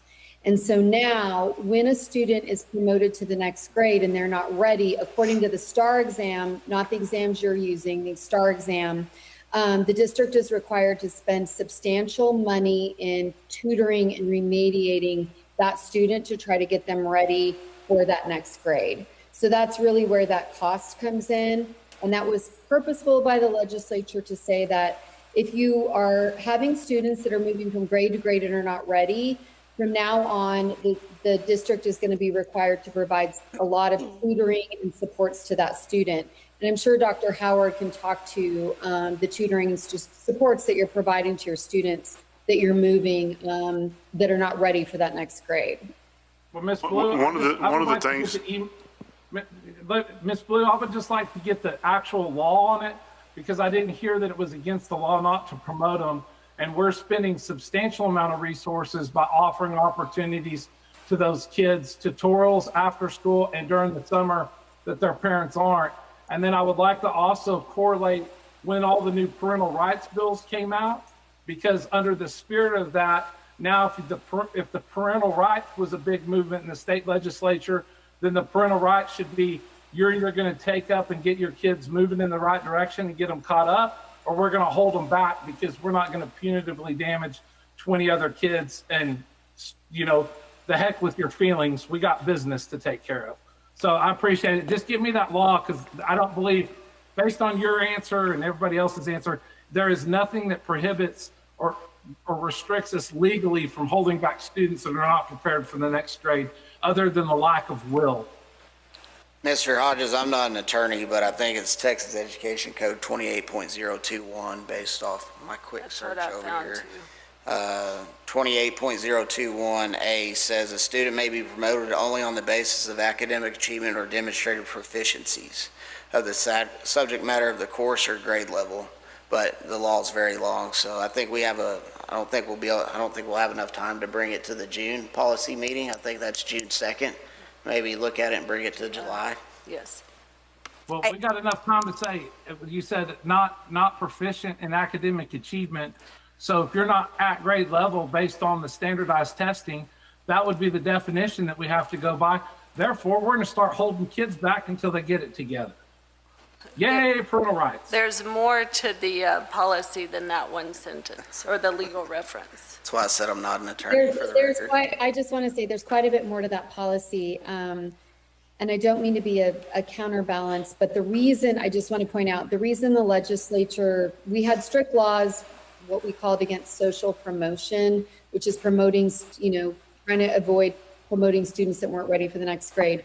The reason the legislature moved away from that was because it's hard on the student that is not promoted to the next grade, and there's a lot of ramifications to that. So it's a very difficult situation, but point well taken, and I will get you all of the statutory sites and can get you the history of why that happened. I didn't get promoted once, and my sister did. I turned out all right. Might be some to beg the differ. Sorry, Mr. Hodges. Long night. Got to have a little fun every now and then. I do want to add that one of our phases in our implementation plan is to really work with K2 next year so that they could identify students who truly are struggling early on and not waiting for the later years, right? And so with the accountability piece that we're going to hold them to is they should know exactly where their students are at any given time, right? And so if Erin came in 2 grade levels below, 2 months later, is she making progress, but actually tracking the progress with the intervention? If she's not making that progress, is this a referral that needs to be made, right? Does she have any other kind of learning disability?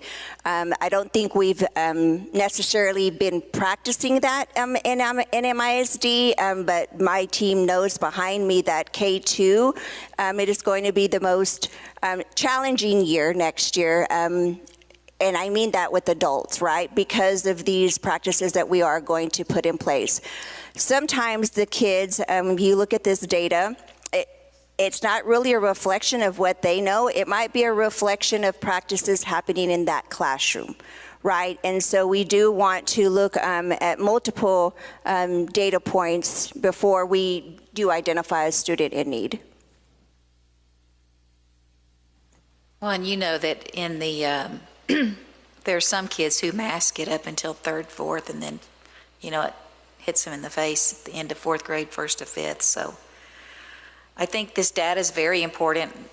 There's been some good movement this year. I do want to give everyone credit for that. I just think that we're looking at data pretty closely now, and the junior high data, we've got to get it across to the kids some way that what they're taking is important. I can see a junior high kid. That's why I'm anxious to see STAR data too for our junior highs, right? Because when you put them together, we may see a different picture, but they've got to start realizing that every piece of work they turn in is important. Every piece of work you turn in at work is important. Right.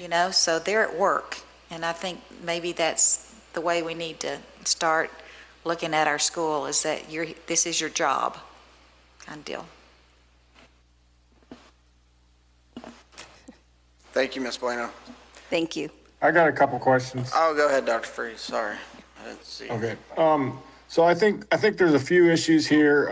One, iReady, the legitimacy of these numbers. We've kind of touched on that. Our kids, dazed when they're doing this. Are they just, is it so gamified that they're just clicking through it? There's a lot of issues where you just wonder the legitimacy of this data. Number two, I think it's just absolute insanity to pass anyone along who's 2 years behind. I just think that's insanity. When I was a kid, nobody passed if you were 2 years behind. And fear of failure is a huge motivator. So I just don't know why we're passing any of these kids. It's just beyond me. They need to repeat. If we need to create a whole new school for remediation, then maybe we need to do that. But passing them on is doing a disservice to everyone, which has already been mentioned. And, and then also these junior highs, even if iReady isn't the greatest software, this is just abysmal. And I don't know if it's the Chromebook misuse. That seems, I haven't received all the board data on that I've requested. Or discipline, again, like I said earlier, from people I've talked to, the word hasn't been put out that we have strict discipline policies in place. And, the teacher needs to be able to control the classroom, get these kids to work, and so that they can learn in a safe environment. So, I don't know. I'm very disturbed about all of this. It's just completely unacceptable. And I don't know if we can't do it, we have to do something about it. The board is responsible. If MISD cannot educate these kids, then we're going to have to do something. So that's all I really have to say. I'm just very frustrated. Dr. Freeze, I will add that we did take your input earlier from this year. So the current seventh graders that do not perform on grade level, looking at iReady, and when we do receive star scores, moving into eighth grade, they will now have an additional course. So remember, they're not double blocked in eighth grade, but they will have an additional class for this intervention piece, right? So they will have to give up one of their electives so that they will be getting the services that they need in this additional math class. It was your recommendation earlier this year, so I just wanted to let you know we've already put that into place. Yeah, I understand that, but I mean, when you're 2+ levels behind, I just think that you should fail and then maybe do your remedial grade, at the same level. And if you got a fear of failure, that's pretty embarrassing. And nobody wanted to fail. And when I was a kid, the kids that were struggling, they worked really, really hard to pass. And everybody was very proud of them to do that. And I just don't see that kind of effort with these numbers. I just really don't. Anybody else? Thank you, Ms. Bueno. It's been requested that we take a 10-minute break. Do I have a motion? I'll move. It's been motioned seconded to take a 10-minute break. We'll be back at 7:52.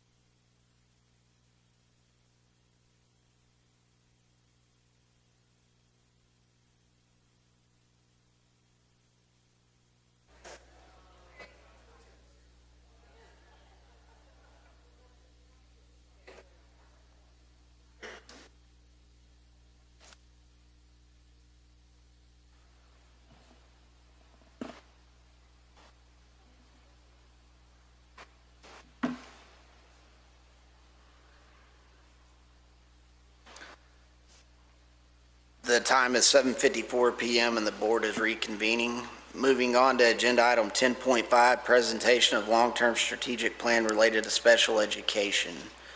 Ms. Shockley, is it Dr. Shockley? Ms. Shockley? It's Ms. Shockley, thank you. Thank you. Sorry. Thank you. So thank you for allowing me to present tonight.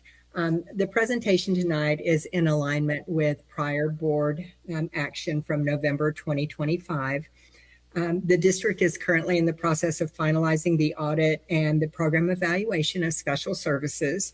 Tonight, I will present to you the long-term strategic plan. And if you don't mind, I'd like to share my screen and walk through the presentation. You all also have a copy of the slides on your end. So if you can bear with me for just a moment to do my screen share and get us up and running with this.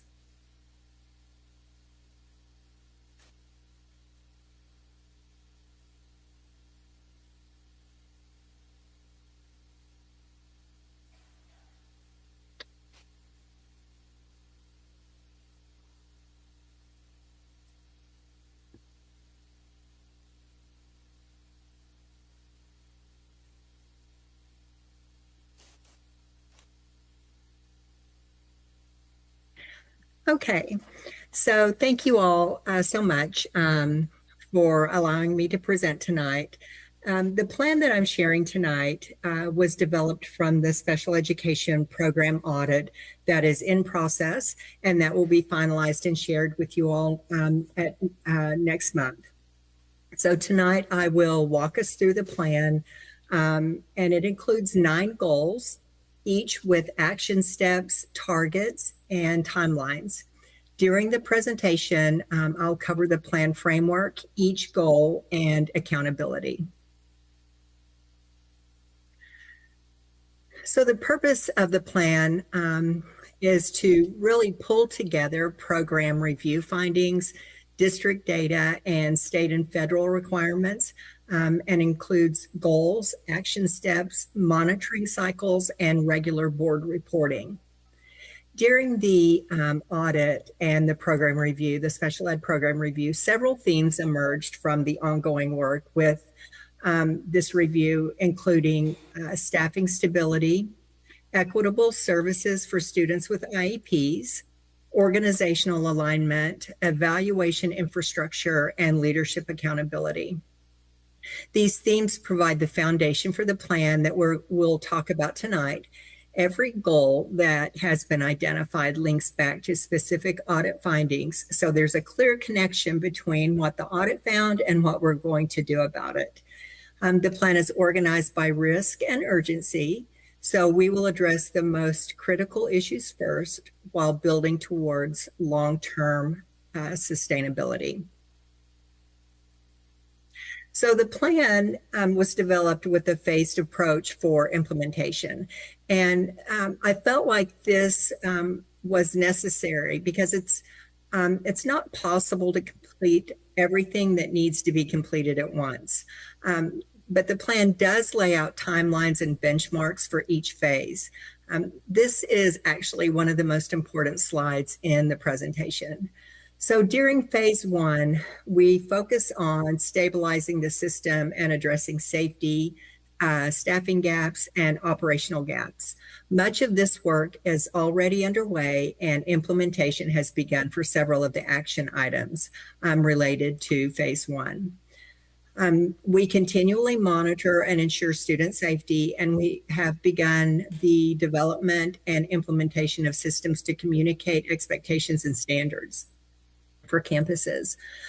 For phase 2, we build capacity of staff by developing procedures, strengthening our training program, and aligning campus operations. Work also has begun on this phase, as well as the development of a processes and procedures framework and development of a professional learning plan for staff and administrators. During phase 3, we will focus on sustaining the system and embedding our work into district governance and monitoring and ensuring expectations are communicated, monitored, and implemented with fidelity. So the three-phase approach really sets realistic expectations about what happens and when it should be happening. This slide shares the big picture. It provides an at-a-glance overview of the 9 goals that have been identified. Each of the 9 goals has baselines, targets, timelines, and owners of the goals so that we know who's responsible for the implementation and getting the work done. Goals 1 through 3 are, of course, our highest priority, and they focus on safety, systems, and behavior. Goals 4 through 6 focus on instruction, staffing, and IEPs. Goals 7 through 9 cover least restrictive environment or student placement, compliance, and evaluations. The goals are all connected and no goal stands alone. So we'll take a look at each goal now. So goal 1 is about student safety. It's our shared top priority. State and federal requirements under Tech Code and under IDEA reinforce our commitment to a 100% safe conditions in all self-contained settings for our students. Daily walkthroughs have been implemented with campus administrators and special ed supervisors. Additionally, the development of a standardized walkthrough rubric is in progress, and it will identify those high leverage practices that should be seen and observed in all of our self-contained classrooms. We are also in the process of developing safety standards for staffing ratios, supervision, and crisis response. Real-time staff tracking, development of classroom standards, and crisis training for all staff are underway and should be completed by the beginning of the next school year. This goal is really important because it provides the tools and backup to keep our students safe. Goal 2 is the foundation really that makes every other goal work. One of the clearest takeaways from the program review is the need for clearly written processes and procedures so every campus is on the same page with the implementation of special ed expectations. When we have consistent processes district-wide, we can be confident that each campus is operating within state and federal guidelines and delivering specially designed instruction to our students with IEPs. This is about really setting everyone up for success. This year, the special ed team has begun work on the development of our written processes and procedures. By August, we will have a basic procedures framework that will be published, and we will continue to work through the development with a gap analysis of our current procedures. And then we will build the final manual, provide training to all staff, and sustain it with compliance checks and dashboards. The goal of this is to really align what we do in Midland with both federal and state regulations and requirements, and to ensure that we're providing the most appropriate services for all of our students with IEPs. Goal 3 focuses on behavior supports. So we're really looking at redesigning behavior supports to cut and eliminate exclusionary discipline. That means that we have to have appropriate staff for coverage, make data-driven decisions on behavior intervention plans and crisis plans, and provide a clear protocol for a request for assistance from campuses. Sometimes campuses will need some help, and so that we want to make sure that they have a protocol for how to request that help. And then also utilizing some tier 2 type interventions for students, like a check-in and check-out protocol. So we'll work towards all of those as we look at our behavior supports. This work will also, talking about the behavior supports and work, also helps us meet the federal expectations surrounding significant disproportionality. And the federal law IDEA that emphasizes implementation of behavioral interventions before removing students from instruction. So really our look at the behavior supports is really going to look at the whole system. Board support here to advance both our compliance standing and our equity goals will be necessary. And for staff, it means that we will be providing better tools and stronger support so that teachers can focus on teaching. Goal 4 focuses on our instruction in specialized classroom. So IDEA requires that every student with a disability receive specially designed instruction. And what we found through the audit process is there is variability in how SDI is delivered across specialized classrooms. So our goal will be that programs will implement the district's alternate curriculum with 90% fidelity. We're starting with foundational classroom structures, teacher training, and a review of the district's current continuum of services to build that out so that we can ensure that we have a full range of services to meet all of the needs of our students. Goal 5 relates to staffing. So every improvement in this plan really depends on having enough qualified people. Federal and state regulations set the specific requirements for who can evaluate, instruct, and provide services. And filling our vacancies is how we're going to meet those requirements together.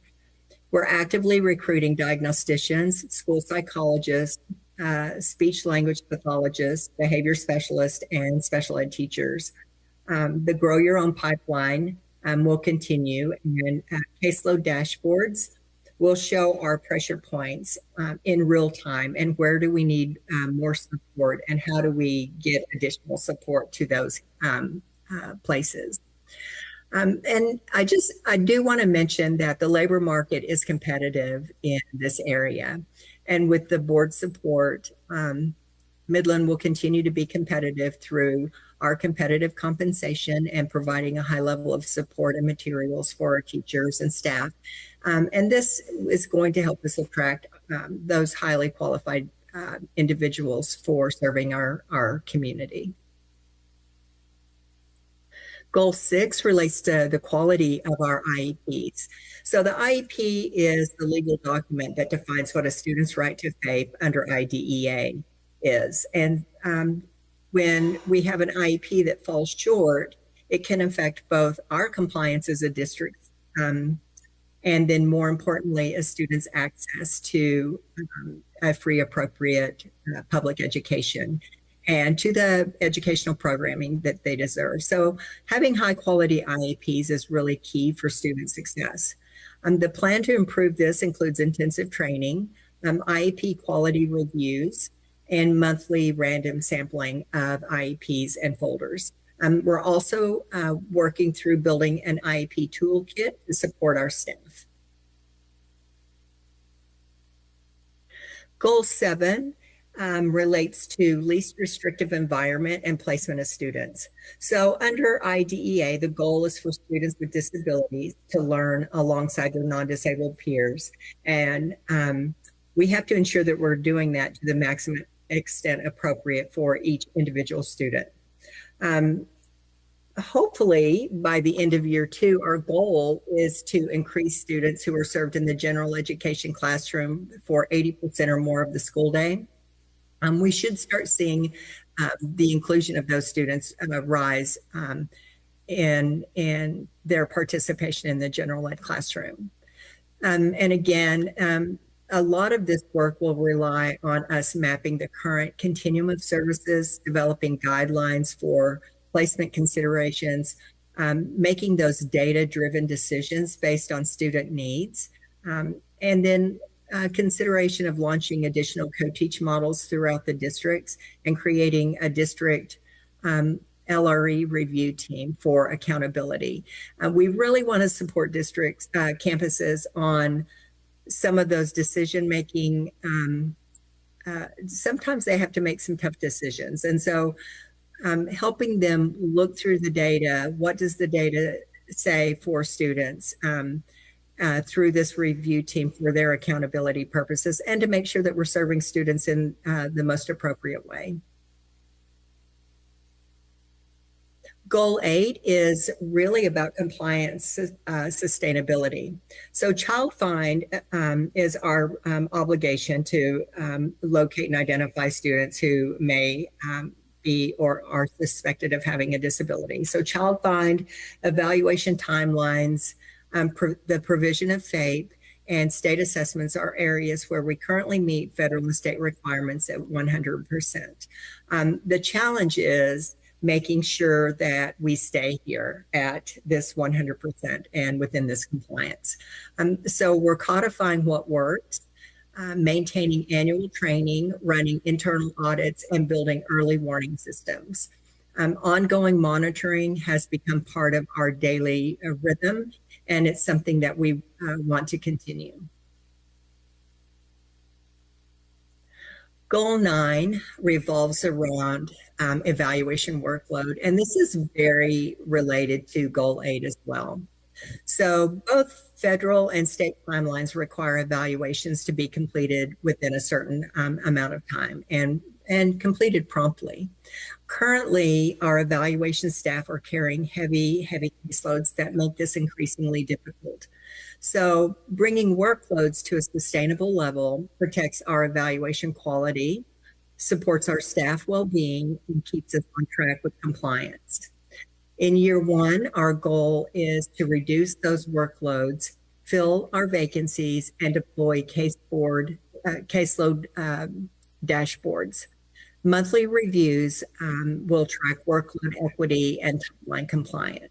And so this is a really important piece for Goal 8 so that we can maintain that 100% compliance. So now that we've covered all 9 goals, I'd like to talk a little bit about accountability and how we hold ourselves accountable to this plan and keep the board informed. A tiered reporting cycle ensures accountability across the strategic plan at every level. So monthly dashboards will track staffing, discipline, and compliance metrics to enable early intervention. Quarterly reports will provide deeper analysis of the information, including goal level progress, folder audits, what we're finding in our folder reviews, and the KPI trends to inform resource and staffing decisions. Semi-annual presentations to the board synthesize all the data into a comprehensive progress narrative that will be aligned to the 3 phases of this improvement framework. And together, these reporting cadences ensure that the board has timely, actionable information and that no issue goes unaddressed. So in closing, the plan is a partnership and its success depends on us working together. There are 4 areas where board support will make the biggest difference. First, investing in safety systems, which we have done, and training. These are the foundational pieces that everything else will build upon. Second, continuing your support for competitive compensation to assist with attracting and keeping qualified staff. The board support here is what makes the recruitment of highly qualified personnel possible. Staying focused on long-term improvement. It's easy when day-to-day pressures pull us away from the long-term improvement work. It's easy to provide a quick fix, but we really have to stay focused on the long-term improvement of the plan and work the plan.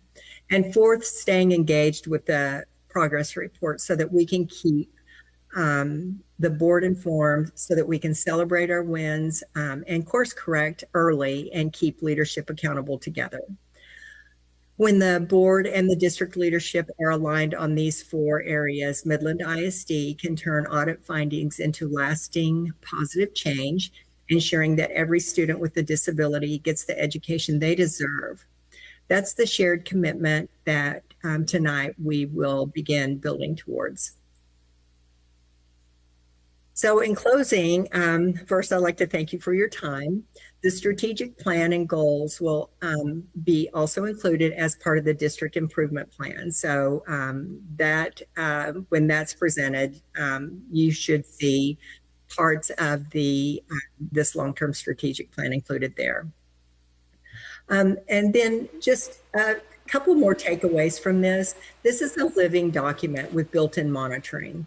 If there are changes that are necessary, then those items will be brought to the board for your review and approval. Continued support from district leadership will make this plan possible, and we're grateful for everyone's commitment here tonight to our students. The phased approach will help us keep expectations realistic while maintaining the momentum that we need to get the work done. And lastly, I have provided an appendix on your presentation that reviews the 9 goals and the action steps. You can reference those at your leisure, and as we move forward together, you can use that as a reference tool. So I'd like to open it up for questions now, if anyone has any questions. Mr. Gwynn, can I say something real quick? Yes, ma'am. First of all, I want to thank Ms. Shockley for her work these last several months working on this. She referenced this will be embedded in the district improvement plan, which is later tonight. And then she'll report on the audit next month. And she was instrumental in working with us on the compensation manual and making sure that we align to that. She talked about that competitiveness, and so that's something that we did work with her on as we prepared the compensation manual. Thank you. What questions do you have for me or comments? Yeah, so first of all, thank you. I know there's a lot of work that went into this. Second question, or I guess first question, because the first one was more of a statement. Ms. Russell, I know you haven't officially started yet, I don't believe, but have you had some input on this and been able to review it? And I guess now that you're going to be the director of SPED Ed. So my goal is to work with Ms. Russell as we onboard her. And Dr. Howard and Ms. Bueno may want to speak more to that, but my goal is to I'm excited to meet her. I'm excited to meet you, Ms. Russell, and to work through this plan with her and with the special education team so that we can begin and continue the work. We started a lot of this work. A lot of it is underway. And you'll see all of the special ed supervisors are there tonight supporting, of course, this presentation. And they've identified their role within this long-term strategic plan. So if there are items that we need to revise, change, add to this document, like I mentioned before, this is a living document that it has to be a working document that is suitable for Midland ISD. And so as we move through it, we'll surely find changes and things that we want to add to it, or maybe reword a little bit. So I guess, a long story short, you're going to stick around for a little while. I'll be here as long as you guys would like for me to hang around. Yes, we're actually contracting with Ms. Shockley to support the transition as well as to support some of the work on the back end. Thank you. Ms. Burleson? How many diagnosticians does the district need for 110 cases or fewer? We are looking at probably about 8 to 10. All of these staffing ratios are included as part of the program analysis, and that will be presented next month to you all once we're wrapping that up now. We have done I've done a staffing analysis and a caseload analysis. And so all of that information will be included, but we need a few diagnosticians, and we're working on that. Mr. Hernandez? Yes, ma'am. My question is, will we be actively recruiting bilingual paras for this program? Generally, the paraprofessionals are hired by the campuses and campus administrators. But yes, bilingual paraprofessionals are key to, and paraprofessionals in general. But yes, we are always looking for bilingual personnel to help support our efforts with our students who speak a language other than English. And so, yes, that is a priority for us. And Dr. Howard, you could probably answer this question. About how short are we on paras presently? I'm going to let Ms. Garcia answer that question.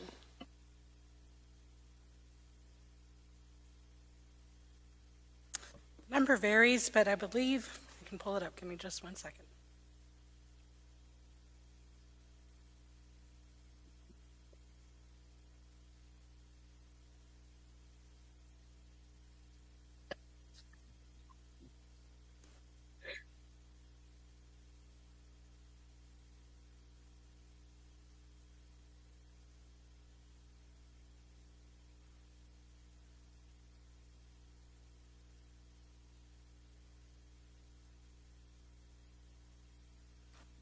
Do you have it, Ms. Garcia? Yes, ma'am. Okay. I also will have some information on recommendations for staffing within the full report. And Dr. Howard, I can get you the draft of that that will contain some of this information as well from a special ed and a program analysis perspective that may help answer some of the questions. While Ms. Garcia looks through that, does anybody else have any questions for Ms. Shockley? We can just, yeah, you can just get it to us, Ms. Garcia. It's not pressing at the moment. I'd just like to Is say that fine? thank you, Ms. Shockley and Dr. Howard, for embracing this. I think this will be very helpful. I appreciate this very comprehensive work. Thanks. Thank you. Thank you. Thank you. At 130. It's been a pleasure working in Midland ISD. I've really enjoyed my work there. The staff is so dedicated and they want to do what's right for students, and we're going to help them get there. I think we have the tools now, and we have the support of the board and the district leadership. So I'm really excited about this work moving forward, and I'm super excited to work with Ms. Russell on some of these initiatives as well. Thank you. Thank y'all. Ms. Garcia, what was that number?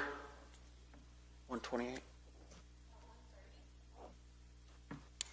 Okay. That is across the board. So when you think about each campus, there may be one or two. And that's just special education paraprofessionals? No, that's all paraprofessionals. Okay, he was asking about special education, so let us get you that. Yes.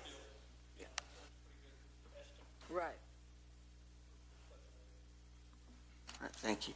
Moving on to agenda item 10.6, Strategic Plan Oversight Committee Quarterly Report. Ms. Piles, welcome. Good evening, President Gwynn, Dr. Howard, and members of the board. I'm here this evening to provide an informational report regarding the Strategic Planning Oversight Committee, known as SPOC. This report is for informational purposes only and does not require any board action at this time. The Strategic Planning Oversight Committee heard presentations on 24 initiatives this school year. As you can see on the corner of this slide, in year one, we met or exceeded 73% of our strategic plan metrics. In year two, we increased that percentage to 77%. As we close out the third year of our strategic plan, we anticipate meeting over 80% of our strategic plan metrics tied to the strategic plan. We will have final numbers in the coming months. As we move into year four, the work continues with purpose and urgency. Initiatives have evolved from the implementation and baseline phases in years 1 and 2 into progress monitoring and refinement. As we know, the majority of strategic plans lack sustainability due to loss of momentum and incremental abandonment. To prevent this, the Strategic Planning Oversight Committee continues to refine processes and priorities within the specific initiatives and measurable outcomes. One example of this includes consolidation of initiatives and/or additional initiatives based on observable and timely needs. On this slide, you will see our next steps regarding the Strategic Plan Oversight Committee. Year 4 does not mean the work can become mediocre or complacent. It's the opposite. The expectations and pressure on owners and sponsors is greater as we continue to improve. SPOT coordinators provide tools such as reflection documents and next step templates to clearly communicate the expectations and intentionality needed to keep the strategic plan at the forefront of the district's work. Each person has a responsibility to push one another and hold each other accountable. This graphic illustrates the 5-year commitment to Midland ISD's strategic plan and annual metrics. Initiatives align to metrics and work to meet these annual goals. In alignment with board reporting, the strategic plan metrics will be updated to actuals later this summer. Green is on track and red is off track. A few metrics such as pre-K phonological awareness, number of national merit qualifiers, and the percent of students participating in performing arts are finalized for year 3, as you can see in the 2026 actual column of this table. In closing, I would like to share a few photos and artifacts from selected Year 3 initiative updates.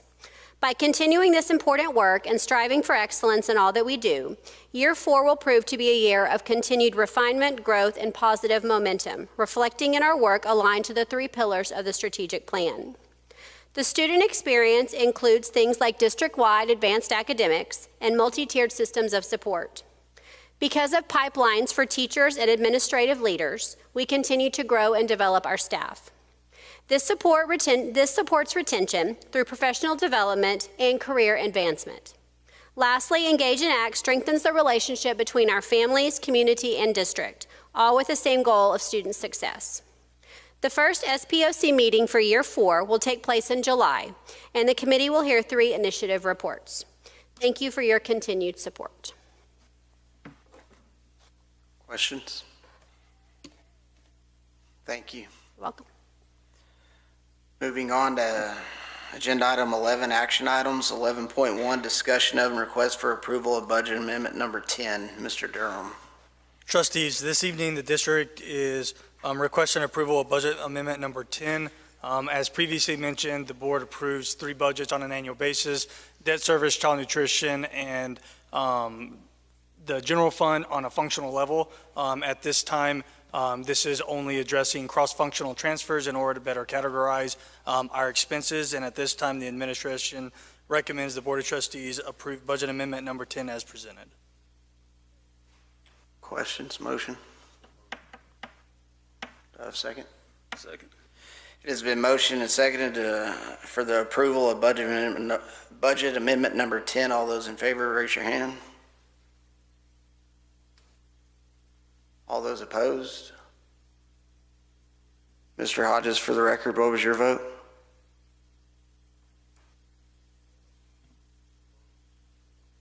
So we will not count Mr. Hodges' vote. We'll go 6-0. Motion passes.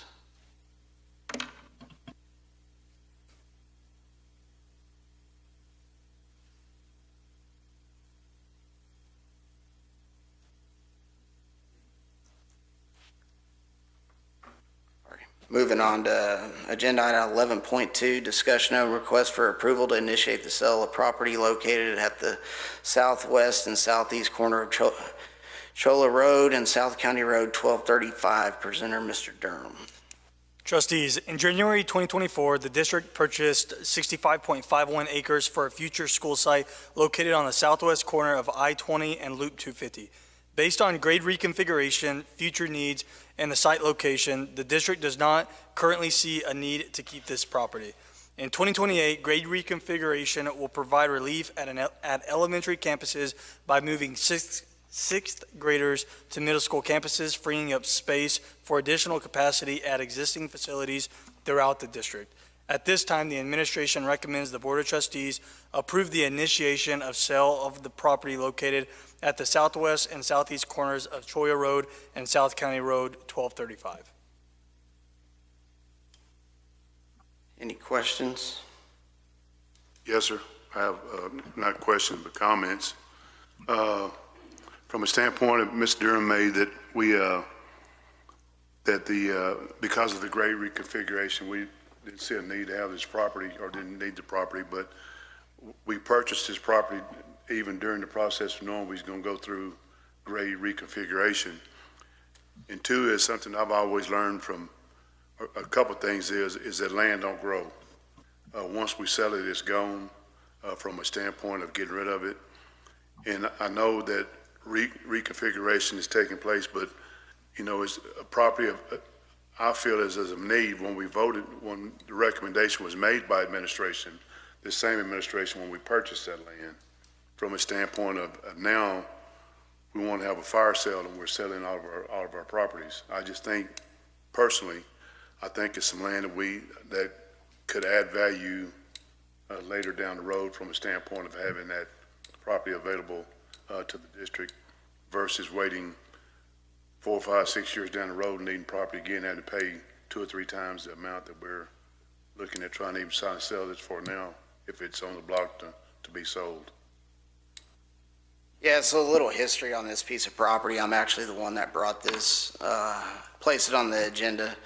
I mean, everybody's certainly entitled to their own opinion. It's my opinion that I think the size of the property is great. I just don't ever foresee us building an elementary school right in the middle of an industrial, what has now become an industrial park, across from 2 truck stops, right off of what some would maybe consider the super child trafficking highway corridor of West Texas. But that's just my opinion. I think with the budget constraints we have, if we have property that's going to go unutilized, it makes financial sense to sell it. And for me, I can only speak for myself. Votes will tell here in a minute where everybody else stands, but I just do not foresee us ever building a school in that location. But that's where I'm at on it. No, I agree with Mr. Bishop on some of it, but I also agree with Josh. Isn't there Amazon or something going up over there as well? Amazon, based off MCAT, Amazon bought that adjacent property. Yeah, Then you have a Love's truck stop across the street and a frat company right next door.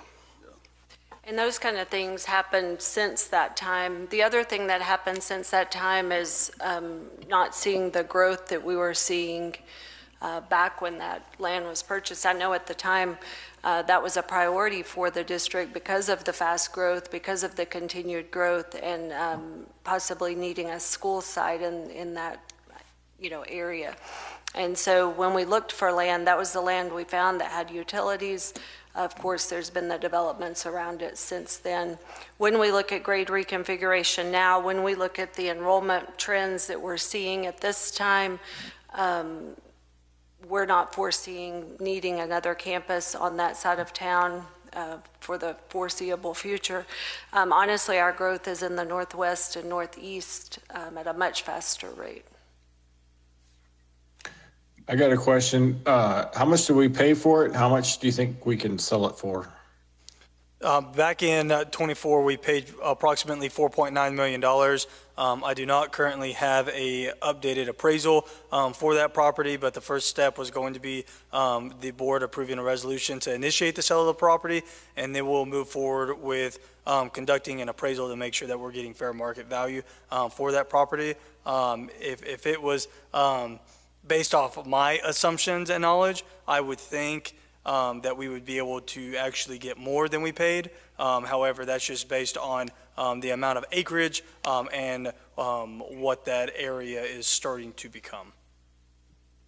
All right, thank you. I think, everybody could come out looking good if we got more than what we paid for it. So I would really hope that we try to get a good price on this.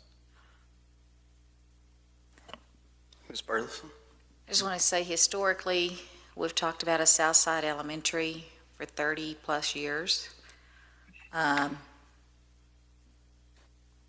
Angel was on the board when we talked about it before. We've never had one there. We've never given a priority to the Southside having a school there. The only reason I voted for this piece of land was that we were going to finally do something for the kids south of the interstate, which we have quite a few kids, and also Business 20, 80, whatever it's called now. But, so that's my concern.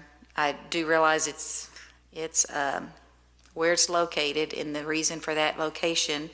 Another reason why the board passed it before, I just want some historical context for those that weren't on the board, is that it was accessible for teachers to get there, going down Loop 250 to actually get to the school, because we know it'd be hard to staff a school south of the interstate if it's not easily accessible, if they had to go down Garfield or whatever. So that's my concern. I understand what Josh is saying too.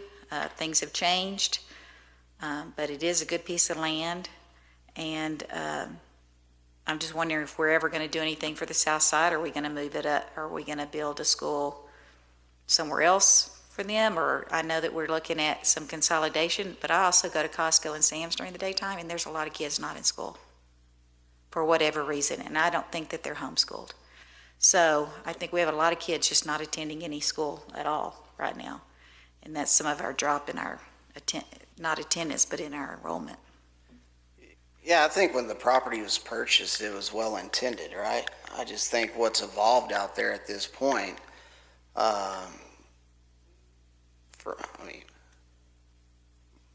these terms are 4 years, so the possibility of us building a school in the next 2 is going to be slim to none because we don't have the money to do it. But if we were going to build one, I mean, I said this the other day in one of our meetings. I've been in Midland for 40 years, and even when I was living off County Road 130, getting bused to burn it every day, we've always heard Southside School. I totally agree with people's thoughts of having a Southside School, but I also believe in the notion people move to the country for a reason, and when you move out to the country,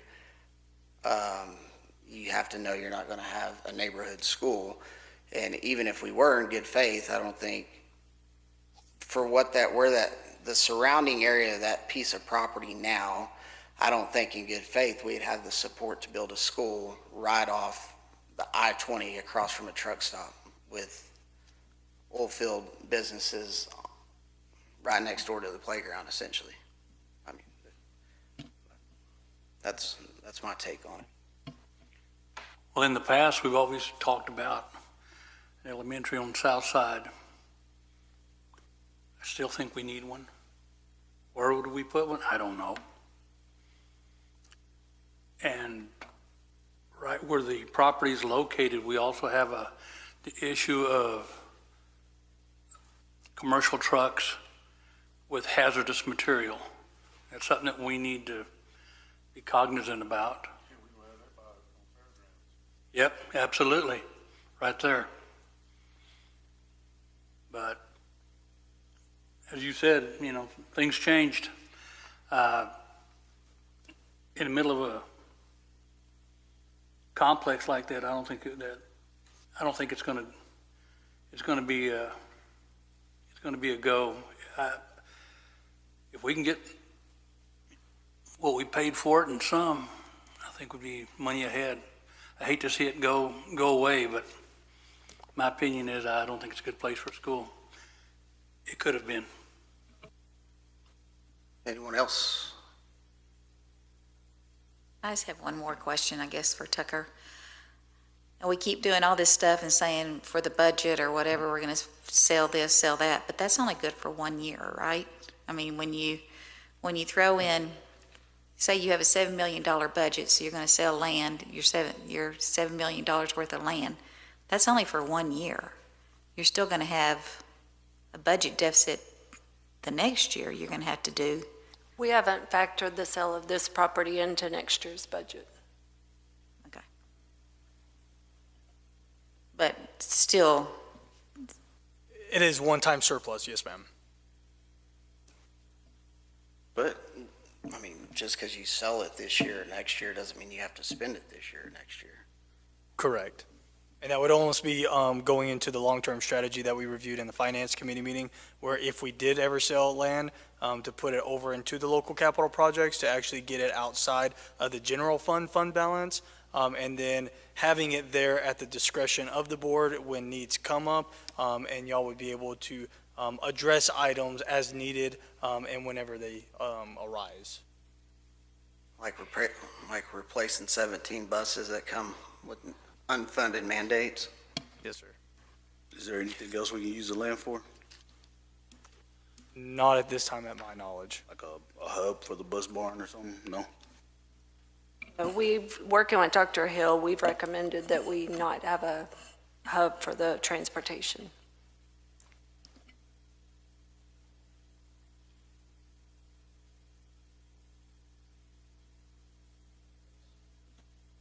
Anybody else? Do I have a motion? I'll make the motion. A motion for the approval to initiate the sale of the property located at the southwest and southeast corner of Cholla Road and South County Road 1235. I second. It's been motioned and seconded. All those in favor, raise your hand. All those opposed? Mr. Hodges is not visible on the screen, so his vote doesn't count. Motion passes 4-2.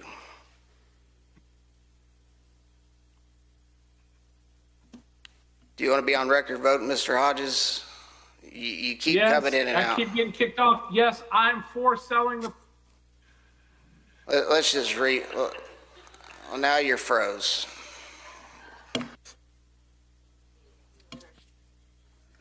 Motion passes 4-2.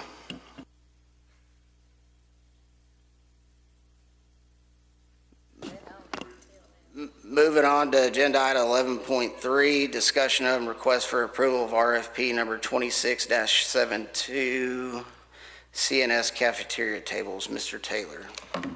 Good evening, President Gwynn, trustees, and Dr. Howard. Tonight I'm requesting approval of RFP 2672 for CNS cafeteria tables. This proposal includes the purchase, delivery, and installation of cafeteria tables for Henderson, Pease, De Zavala, Burnett campuses, along with outdoor tables at Lee High. The request was competitively procured in accordance with Texas Education Code requirements. The RFP was issued on March 31st, advertised on April 1st and April 8th, and proposals were opened April 17th. A total of 13 vendors submitted proposals. After review, the evaluation committee is recommending award to Alamo Classroom Solutions in the amount of $44,520 and Lone Star Furnishings in the amount of $255,556. $255,550, yeah, I said that right, sorry.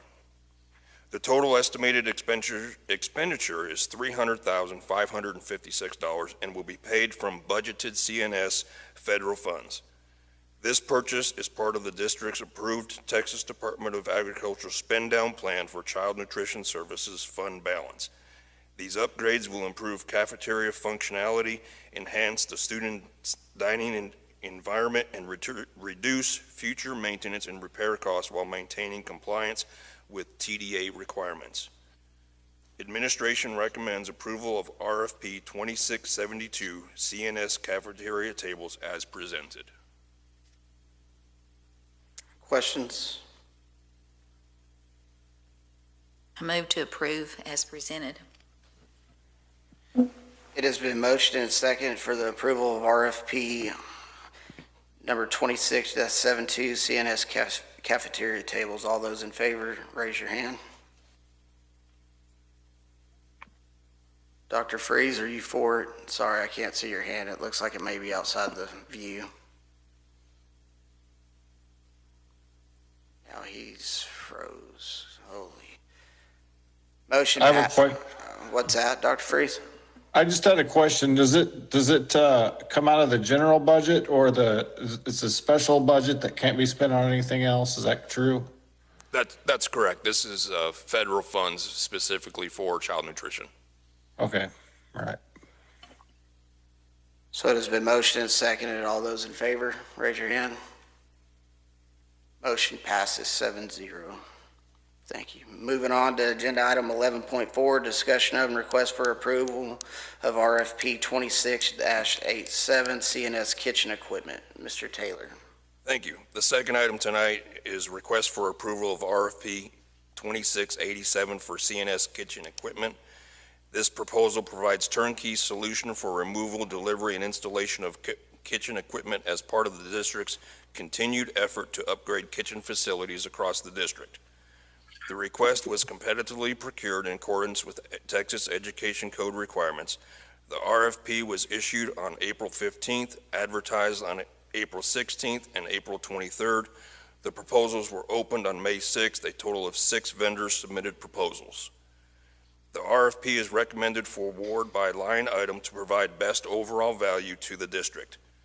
The evaluation committee recommends award to Mission Restaurant Supply for $121,293, Atex Restaurant Supply for $122,714.44, National Restaurant Supply for $45,802.83, Pueblo Hotel Supply for $98,782.44, and Culinary Depot for $3,524.84. The total estimated expenditure is $392,117, and will be paid from budgeted CNS federal funds. This also is part of the Texas Department of Agriculture's spend down plan, as previously mentioned in the other one.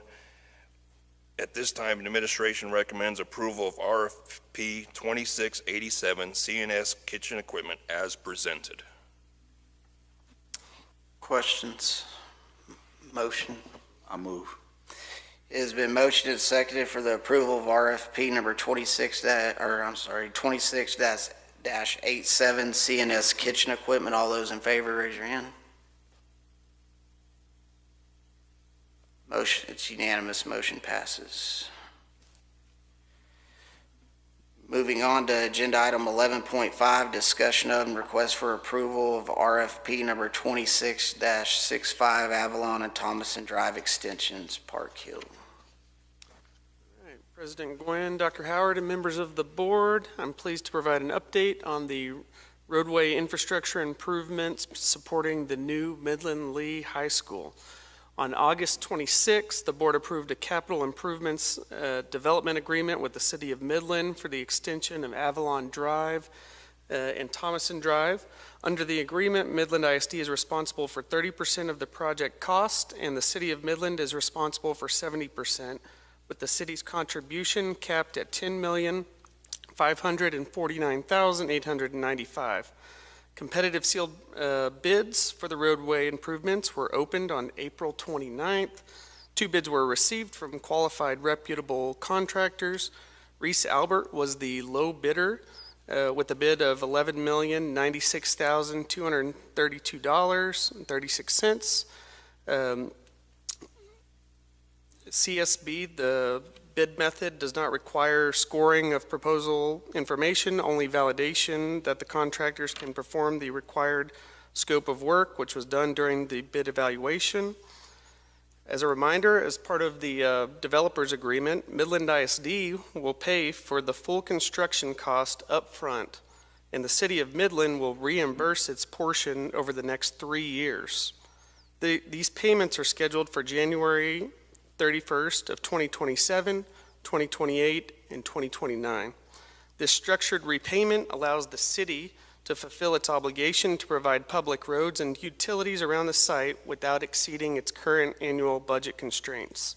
The recommendation is the low bid from Reese Albert in the amount of $11,096,232.36 for Avalon and Thomason Drive extensions, as they were the lowest price technically accepted bidder. The final bid is $3,979,428.64, lower than the initial estimate in the developer's agreement. This represents a significant cost savings for both Midland ISD and the city, while advancing critical infrastructure for both the new Lee High School and the City of Midland. I'm happy to answer any questions. Only question I have is when do they start that process? I mean, I know it's after Yeah, have to have a start? it's just permitting and contracting to get underway, so it should start by the end of summer, as soon as July. And then it's about a 275-day project to complete the 4 lanes on each road, so it would be complete by about this time next year. Do we know how many companies it went out to bid to? It was publicly released on the district's website through Ion Wave, and there was a pre-bid meeting for it. I do not have an exact number of who all has access to that, but we can get you that number. So if we approve this 11 million tonight, it can't go over that without it coming back to the board? Correct. City's pretty excited about saving 2.8 million on this project. They're very excited. We're pretty excited about saving 1.2, so. Any other questions? I move to approve as presented. Second. It has been motioned and seconded to approve the bid for Reese Albert in the amount of $11,096,232.36 for roadway improvements related to the development of public infrastructure in support of the new Midland Lee High School. All those in favor, raise your hand. It's unanimous. Motion passes 7-0. Thank you.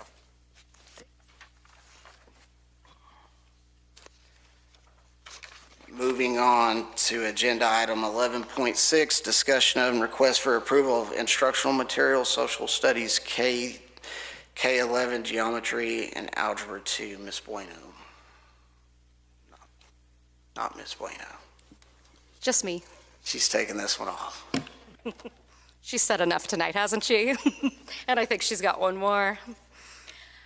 Good evening, President Gwynn, Dr. Howard, and members of the school board. Tonight I'll be presenting information regarding the proposed instructional materials for geometry, algebra 2, and social studies kindergarten through U.S. history, with a request to approve the purchase of these materials in alignment with board policy EFA. I will describe the purpose behind adopting these materials, the components included, and the district implementation plan moving forward. The purpose of adopting new instructional materials is to strengthen both teaching and learning across the district.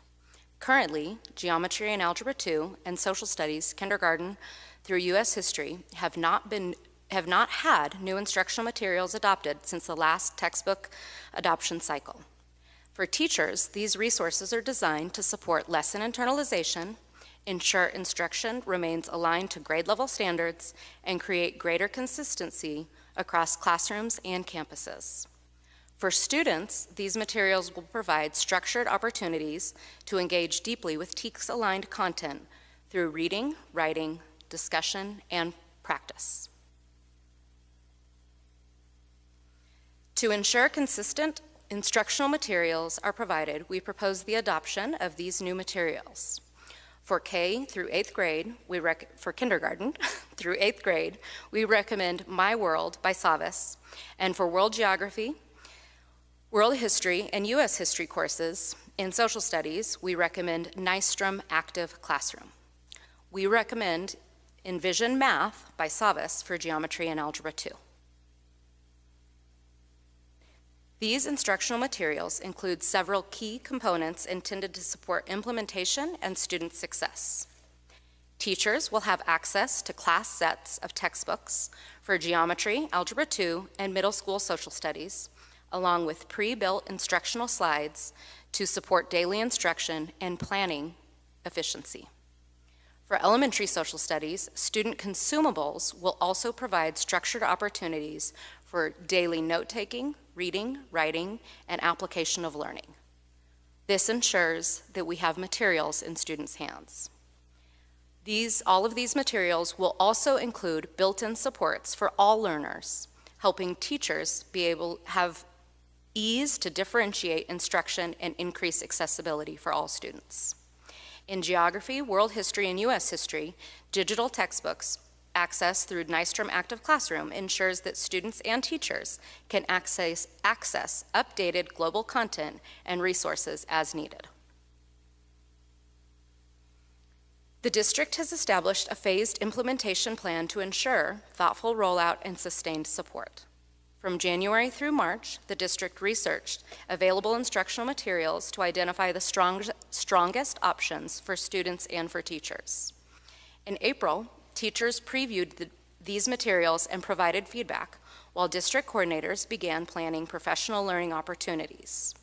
We solicited feedback from content leaders at both high schools, all 4 junior highs, as well social studies leaders from elementary schools were invited to provide feedback. Our teaching and learning team was also able to preview and provide feedback of these instructional materials.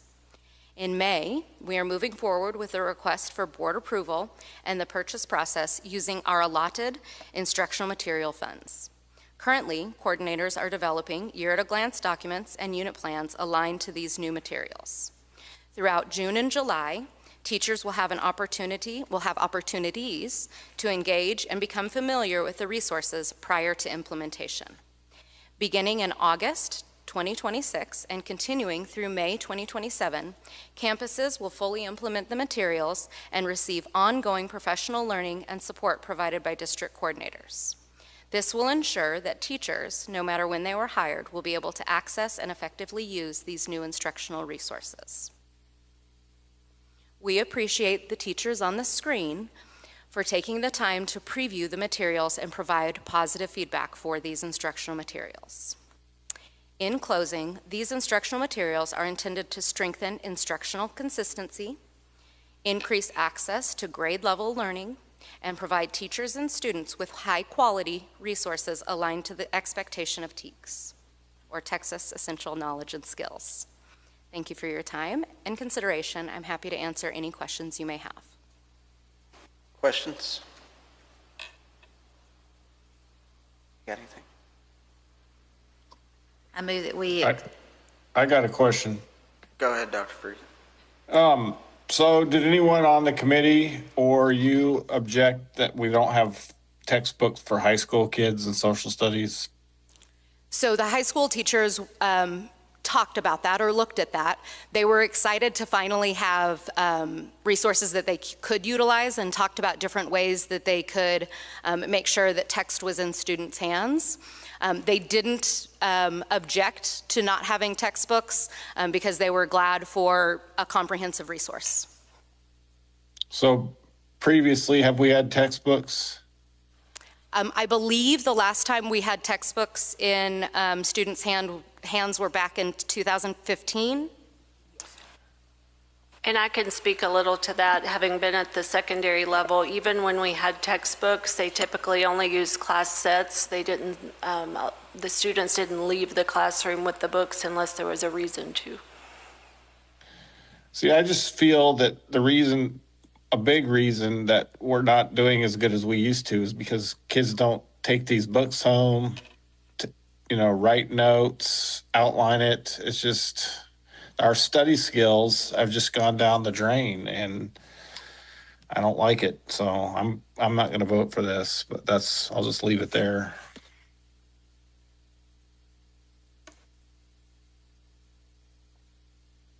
Anyone else?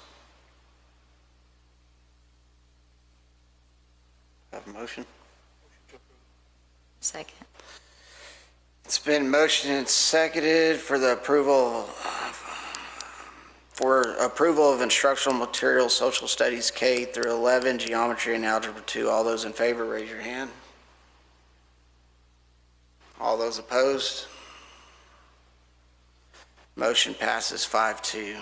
Moving on to 11.7, discussion of requests for approval of the district improvement plan. Ms. Bueno.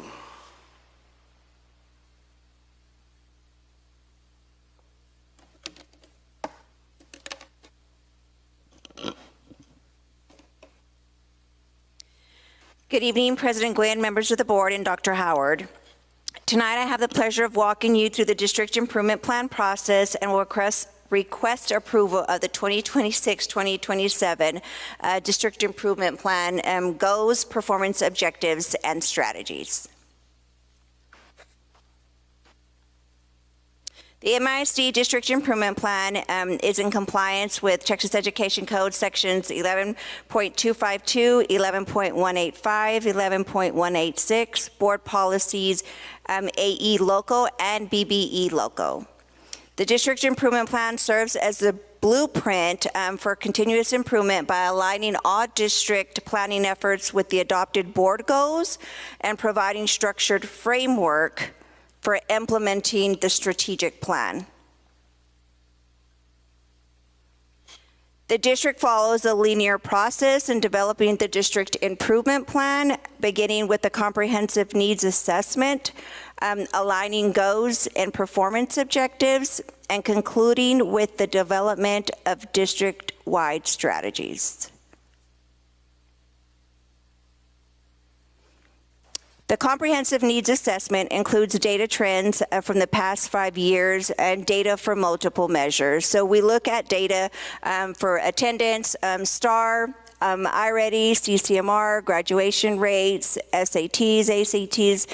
There's a list here. I won't read all of them, but it is a comprehensive needs assessment and telling data points, looking at trends for the past 5 years, and also feedback from any surveys that we have.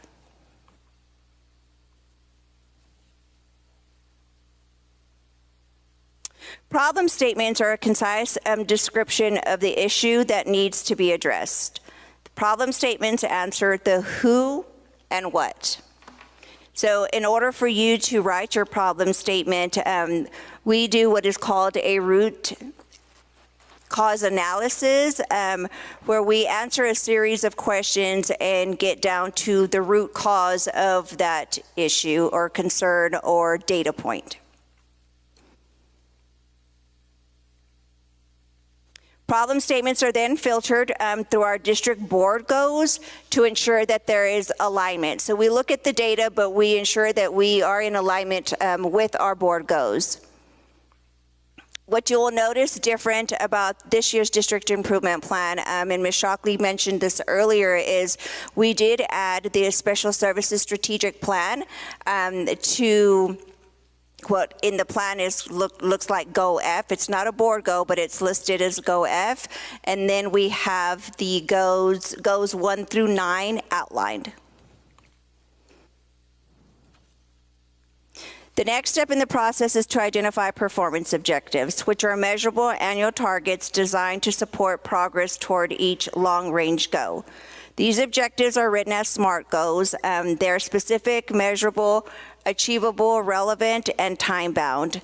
You will see, and this is an example of a few of them, is as the data starts rolling in for STAR, we will change the percentages on our performance objectives.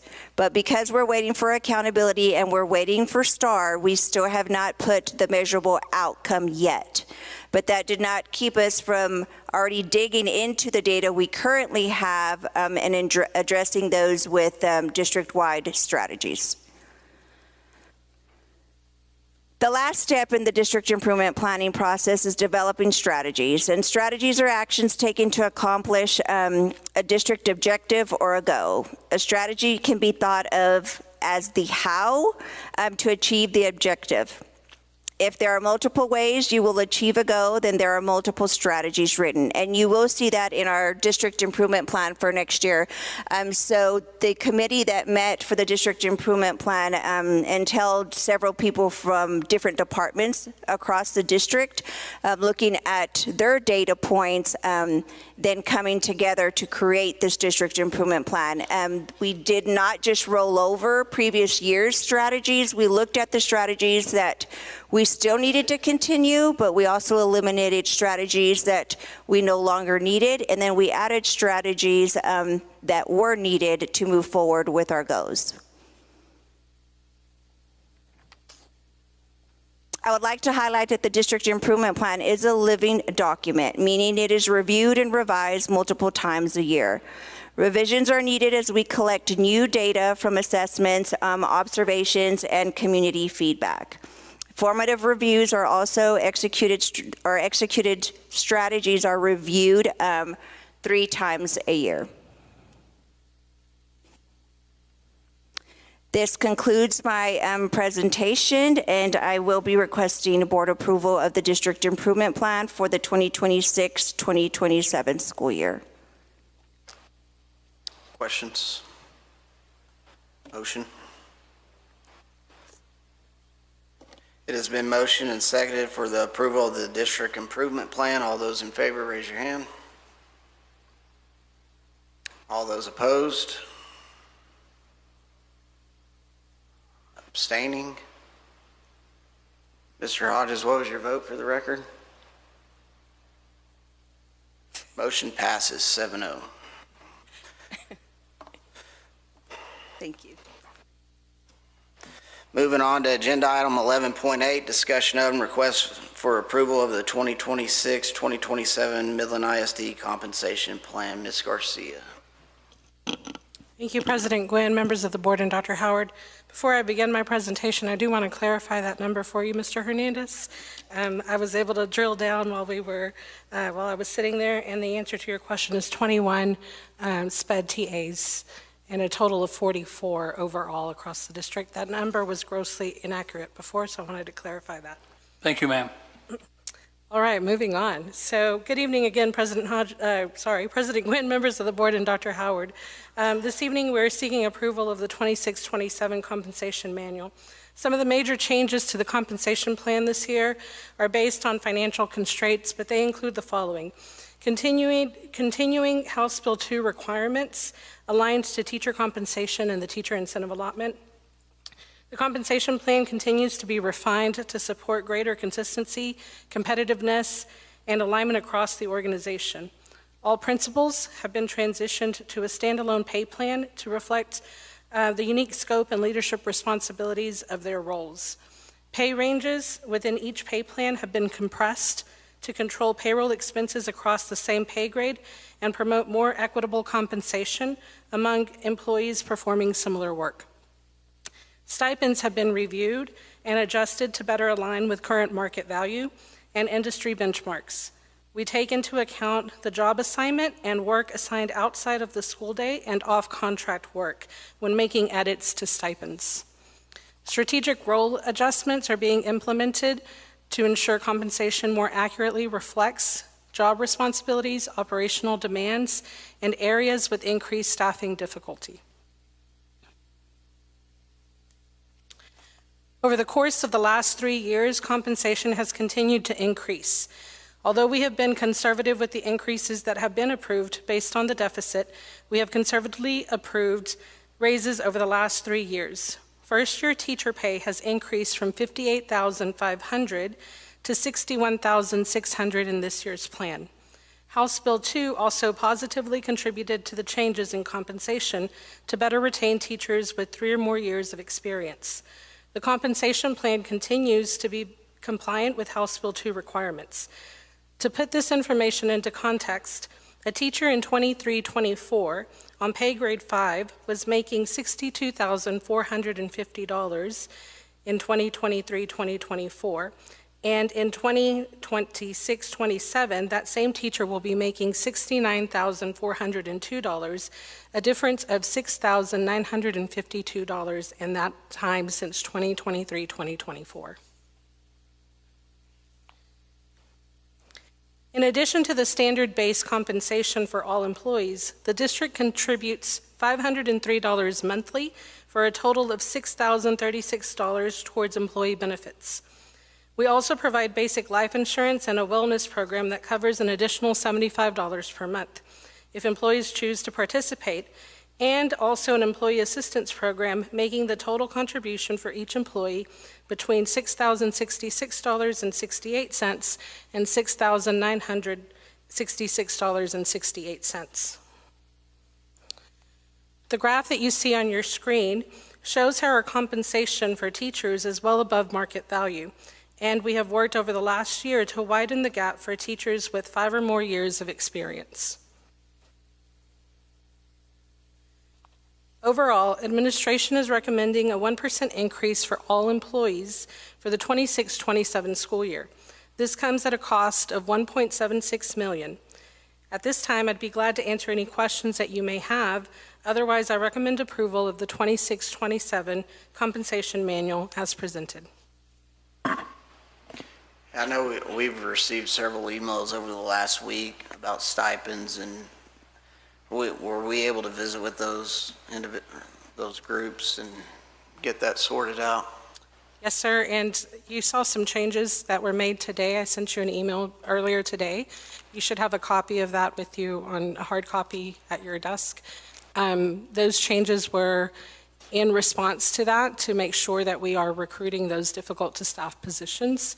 So the biggest bulk of those changes, you'll see those on page 42 of the comp plan.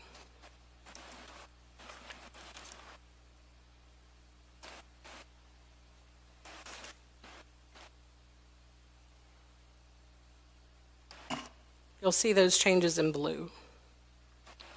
It's also important to note this recommendation is already accounted for in the budget update that Mr. Durham gave earlier, and is on track to be a balanced budget. And while we wish we could do more, that's why we're coming back in June with the resolution for an incentive, retention incentive for those who are coming back. I do also want to clarify that the majority of the people who reached out, their compensation was not decreasing. They were simply advocating for recruitment efforts. I do have a question. For our hourly personnel, like in our maintenance and operations, like working over in maintenance, what is the bottom pay for a first year or second year person that's in maintenance?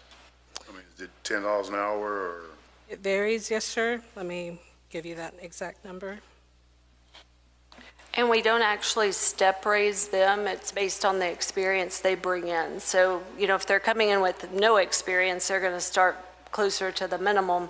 If they're coming with industry experience from somewhere else, that is considered. I mean, that's what I'm asking. So if you have somebody that's new that's coming in with no experience, I mean.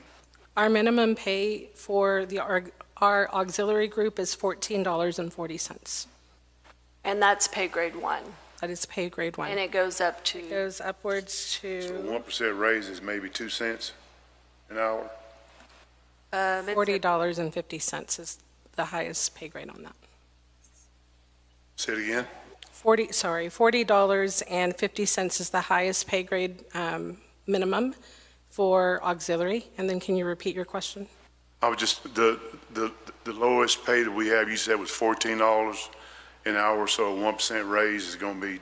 It's 1% of midpoint. Midpoint at that pay rate is $16.99, so it would be a $1.69 increase per hour.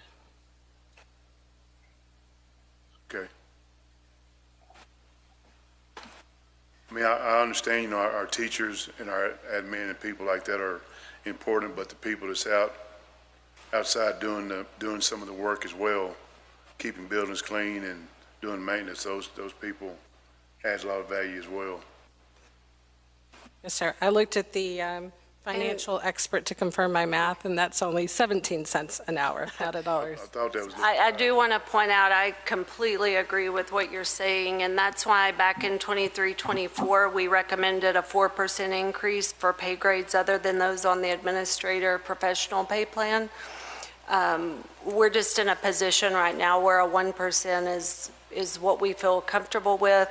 The information that Mr. Durham shared earlier with the loss of fast growth money, we don't want to lock ourselves into pay increases that we can't afford in 2 or 3 years.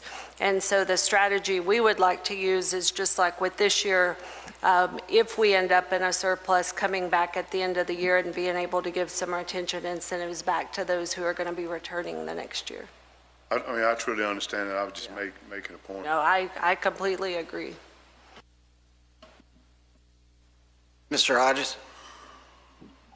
Thank you, President Gwen, for acknowledging me. Sorry about the video issues earlier. I just wanted to bolt on something that Mr. Bishop has brought up again, and ask a question. If I'm looking at this budget right, I kind of categorize it support staff, clerical, instructional support, and auxiliary. And so a clerk attendance office in elementary, they're making $21,197 last year. They're making $21,197 this year. They stayed flat at the clerical grade 1. Elementary principal, secretary, they're flat at a clerical grade 5. Teacher assistant and or a para, they also stayed flat. Instructional support grade 1, $20,851 last year, $20,851 this year. A bus monitor, $19,814 last year, $19,814 this proposed budget, auxiliary grade 1. Custodian, $27,187 last year, $27,187 auxiliary grade 1. And bus driver, $26,058 last year, $26,058 on the proposed budget, and that's auxiliary BD or what have you for bus driver. So I know that it's important and it's very difficult to make pay raises or what have you all over the place. And we've gotten a lot of emails and phone calls from college educated professionals that are very important to the success of our students academically. But I just don't know. I don't know. We talk about the quality of and caliber of people to work inside of our schools, and I just don't know. To me, I'd rather work at $70,000 a year. I'd have a better shot of taking that job than trying to be a teacher's assistant for $20,851. So I think that it is. I don't know that I can support the way that it's laid out. I know that I also missed. This is on me, and I'll publicly acknowledge it. I missed some meetings on this and the opportunities because of life and being busy. But I just think that we're supporting, that we're forgetting to support some people who really need the support. Teachers got a raise, the principals get a raise. The principals are going to see the impact of theirs sooner than the teachers because the way that the incentive comes out, so the teachers really won't see it until the year after. But I know Dr. Howard and your team and everybody is not forgetting these people, but I don't know. I just don't know how you could make it at $19,000 a year and then pay. We've got to do something to figure something out. And I think we really need to put some brain power on trying to figure it out. Maybe one of the nonprofits around town or foundations would help provide some what they call livable wages for these folks, because I think it's going to be really hard to get our district to be when we don't have auxiliary and support staff that are making enough money to even pay their medical bills. That's all I have to say. Thank you. It's a great presentation, and it's not a gotcha on anyone. No, Mr. Hodges, those are good points. Those are new hire placement schedules. One of the things that we have not done in the last couple of years, as we've worked through salary studies, as we've worked on our compensation manual in general, we did a lot of work on that last year, more work this year with the compression of those. One of the things that I think we're going to have to do probably in the coming year, and Mr. Durham and I'll have to figure out how to pay for that, is we're going to need to make adjustments to the minimum, mid, and max, because about every 3 or so years that needs to happen to keep up with the market. And I think that's what you're talking about. I think we can also think about when we look at our retention incentive proposal that we'll bring in June, we can think about how we could possibly differentiate that based on what we're hearing as well. I guess my next question would be. I just think we do a lot for the teachers. I mean, we'll move elections around and do all kinds of things to make sure we get teachers jobs. And we've got to have that same chutzpah for the support staff. I know y'all are working on it. It's again, not a gotcha. I know y'all are working. It's a difficult situation, but I just don't know how you could. There's just no way you can make it on $20,000 a year anywhere, much less Midland. I mean, that was one of my questions, because how much is an employee paying a year for insurance? Zero if it's just them. So if they have a family. If they have a family, they're paying. Sometimes they work for us because they do need to get their family. Well, that's what I'm asking. So is it $5,000 a year is what they're paying for insurance, or about how much? That amount varies depending on which plan they choose. Well, I mean, if you look at the minimum, say if they're paying, I'm just putting numbers out there, say if they're paying $6,000 a year for insurance for their family, and they're making $19,000, well, they're actually making $13,000 a year, and that's not even counting what's being taken out, for their withholding for taxes and everything else. So, I mean, and then trying to live off that and then pay a mortgage or a rent, I mean, it's Can't be done. it can't be done. To go back, and I'm sorry for jumping in, Mr. Bishop, but I want to bolt onto this too, because you bring up a great point about the insurance. And if they're going to one of these outlets that are charging $2,900 back to the district, if we could just fix that area, we're going to have a lot of money to go back into paying to being able to help fix that and offset that. If you pay me $19,000 a year, I'm going to charge you $3,000 every time for insurance just to be oppositional.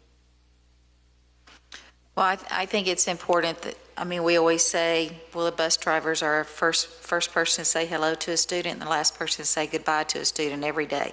The custodians at school are some of the most important people on our campuses.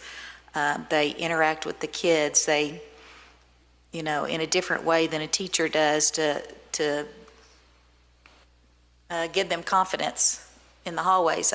It's every person in our school. I think that our community just needs to know that our budget constraints are 70% of our budget is payroll, right? And so, we're doing the best that we can. But again, we're sending $85 million to the state for recapture. Well, Ms. Burleson, you bring up a great point too. If we've got a bus barn out there, Buck's Wheels, why can't we do the revamping right here in Midland? Hell, we do Odessa's buses for $600,000. Then we've got more revenue coming in to pay our bus drivers. If you can get paid $600,000 to refit or refab some buses, you think that the bus drivers could get paid? I guess my point to our employees is, because I know this is an important thing to everybody when you're in this profession, is that we're doing what we can at this time and with the constraints that we have, and we hope to do more down the road. Dual credit employment. That's all I have. With the way gas prices are right now, I kind of think that we need to give more than a 1% raise as well. And with the insurance going up, so I don't know. It'd be nice to give more than 1% raise, but where's the money come from? I would like to have a yacht too, but I don't have the money to purchase one. None of those support staff, none of those got a raise. They stayed flat. I want to clarify that. The support staff, so the comp plan that we approve, or we're asking you to approve, is a new hire pay schedule. Existing employees will all get that 1% at midpoint of the pay grade they're in. And so wherever they sit right now, that 1% at midpoint is added on to what they currently receive. Does that make sense? Yes, ma'am, and I appreciate that clarification, and I can see the grades right here, the auxiliary grades, and I thank you, Dr. Howard, I appreciate that. But so how many qualified good bus drivers are we able to go recruit brand new to MISD for $19,000 a year? So we actually raised, and they don't work 8-hour days. Can you speak to that, Mr. Durham? Because I know we talked about this. We actually raised their pay a couple of years ago. That is correct. And so right now there are, what you see in the compensation plan is based off 6 hours. However, if they work more than 6 hours, which a lot of them do, then they are subject to receiving additional pay. And then after it goes over the 40 mark, then they are subject to overtime rate as well. They also have the availability to drive extracurricular buses out of town, which then also helps supplement a lot of their overall compensation. Mr. Durham, could you give us an aggregate average of what the bus drivers are then? And then I'm letting you do an average and not a mean or a mode, right? So I'm giving you a lot of room to work with.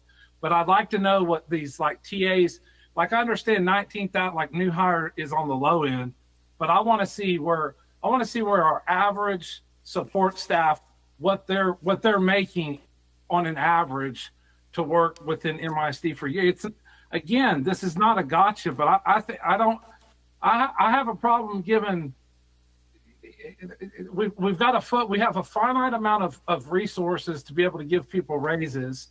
And I think that where is that subjective point of going, hey, we should focus on this support staff because they're really struggling to make ends meet versus somebody who's making 75 or 80,000. I don't have the answer. I don't know where that is, but I think it's something that we need to talk about. And for me to be able to make that decision, I'm going to need to see what our average is that we're paying these folks in a support role. If that makes sense, sir. If we go back to slide 2, I think it's important to look at slide 2 because what we're talking about is what we prioritized in 23, 24, and 25, 26 when we differentiated between the two. But we're now at 1%. So it's either 1% and 0.5 or 1% and nothing. And so I think we're all saying the same things. And that has been how we've prioritized it in 23, 24, and 25, 26. So what's the total? So, I mean, but we need total dollar amount. And we can, I don't want to go on. We can do this offline somewhere else. I'm where I'm out on it. I'm not in the move. But my idea would be you got 3% administrative pay where you're making $120,000 a year, and you got somebody who's making $19,000 a year. We don't know what the averages are. You take whatever that total dollar amount and 3%, and you give it to your support staff. And then when we start rocking and rolling and really making academic improvements in the district, then the administrators get awarded. Until then, I don't know how we get support staff at the pay scale that we have. Maybe the PSP or the Scarver Foundation will cut us a check. That would be excellent. I do want to clarify that the recommendation is 1% for all employees. Yes. Again, I'm not moving. Thank you. Anyone else? Do we have a motion? I move we accept as presented. Do we have a second? It has been motioned and seconded for the approval of the 2026-2027 Midland ISD compensation plan. All those in favor, raise your hand. All those opposed? Motion fails 4-3. So we'll probably have to call a special meeting, look at it. I don't know.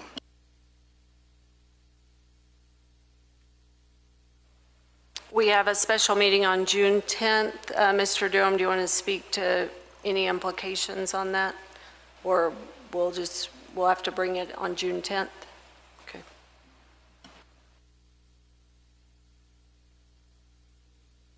Moving on to agenda item 11.9, consideration of possible action to establish an ad hoc committee for the development of school board operating procedures. Ms. Burleson. Yes, I would like to form a committee of 2 other people to work on board operating procedures. A booklet for board operating procedures. Right now, we just have policy everywhere, but most districts have it pulled together into a board operating procedures where when new trustees arrive, they are handed that, and it's a lot easier to figure out all the ins and outs of where of what the policy is. I don't want to do this in isolation. That's why I did talk to Ms. Ballou and came up with a plan, but I want to do this with the committee so that we're all in agreement.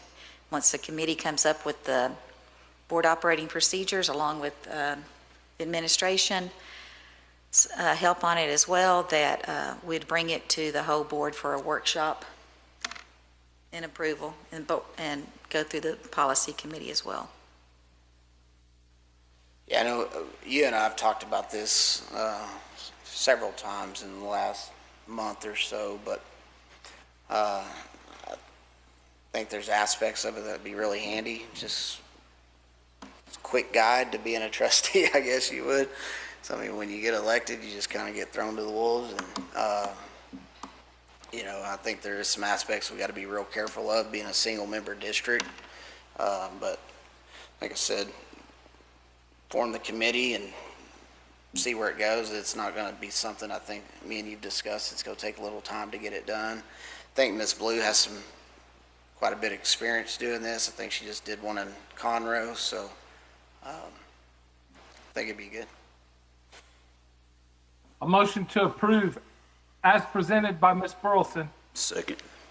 It has been motioned and seconded to establish an ad hoc committee for the development of school board operating procedures. All those in favor, raise your hand. Motion passes 7-0.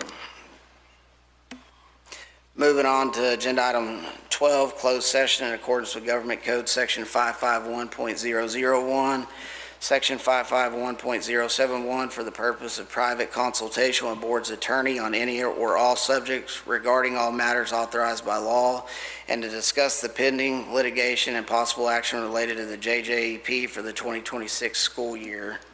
2026-27 school year. Section 551.072, deliberation regarding real property. Section 551.074 for the purpose of considering the appointment, employment, evaluation, reassignments, duties, discipline, or dismissal of a public officer or employee, or to hear complaints or charges against a public officer or employee. The time is now 9:30 and the board will go into closed session.